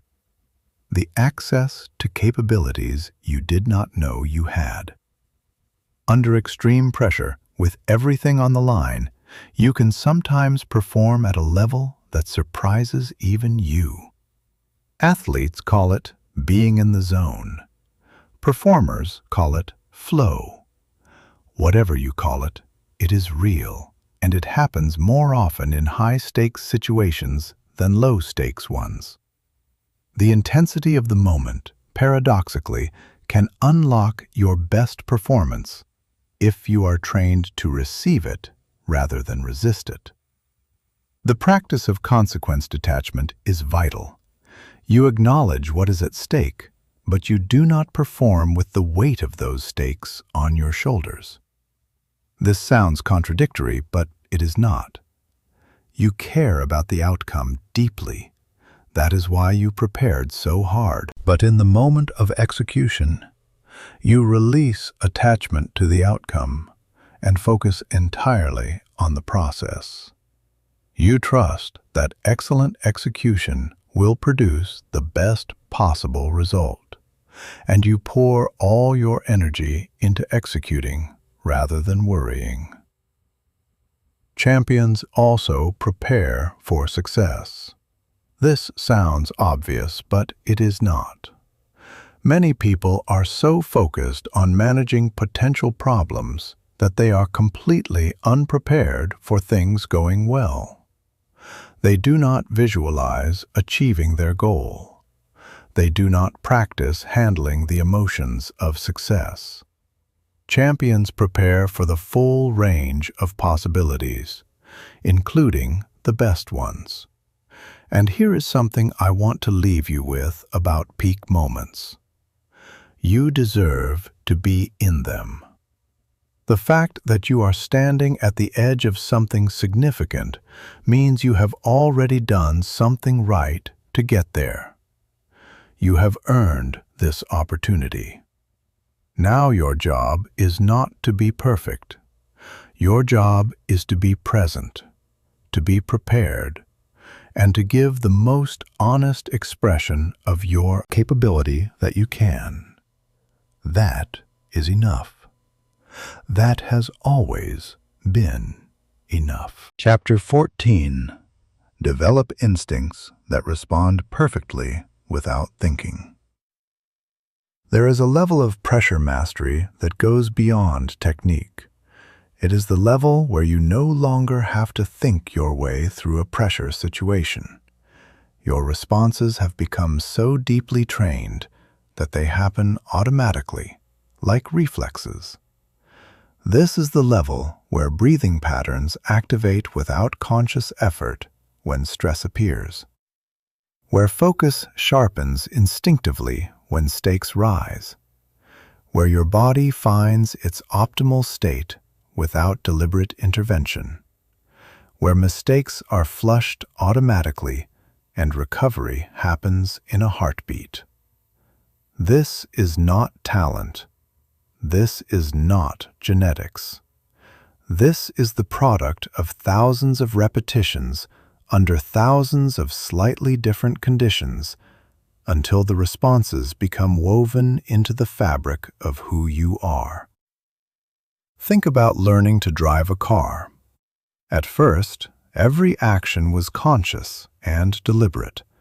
Check the mirror, turn the wheel this much, press the brake this hard. It was overwhelming. But after enough practice, driving became automatic. You can now navigate complex traffic while holding a conversation, eating a sandwich, or lost in thought. The skills did not disappear. They became unconscious. Pressure instincts work the same way. Through massive repetition of your mental skills under varying conditions, they transition from conscious techniques to unconscious patterns.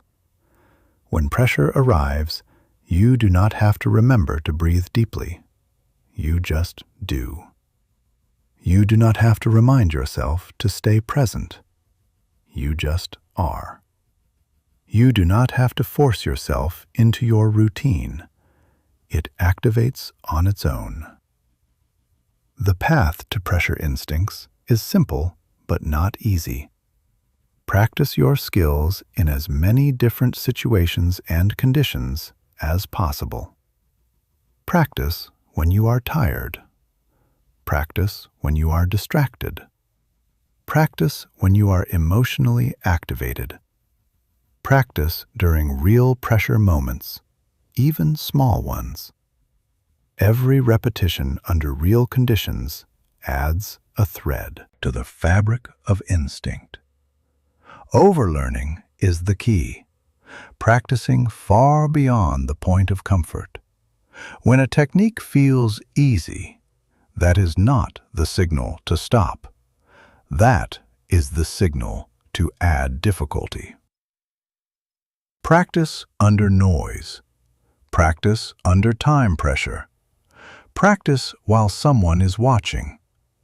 Practice when you do not feel like it. Each layer of difficulty makes the instinct more robust and reliable.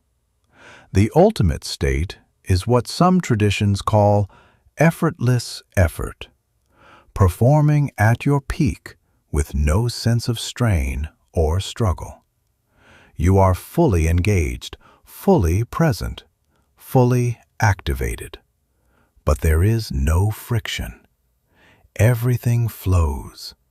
The techniques have become transparent, like a window so clean you forget it is there. This state is not mystical. It is the natural result of deep, varied, consistent practice. And when you reach it, pressure situations become almost enjoyable. Not because the pressure disappears, but because your response to it has become so natural, so reliable, so deeply ingrained, that it feels like coming home. Chapter 15. Make pressure your permanent advantage.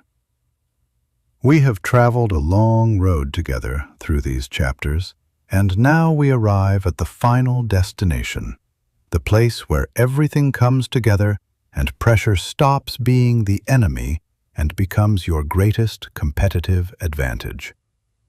When you reach this level, something remarkable happens. You stop surviving pressure and start leveraging it. While others are struggling to maintain composure, you are finding opportunities in the chaos. While others are trying not to fail, you are positioning yourself to excel. While others are praying for the pressure to stop, you are using it as fuel for your best performance. Pressure becomes your advantage when you realize that it is a great equalizer and a great separator. In comfortable conditions, talent differences are hard to see. Everyone performs reasonably well when nothing is on the line. But when pressure arrives, the unprepared fall and the prepared rise.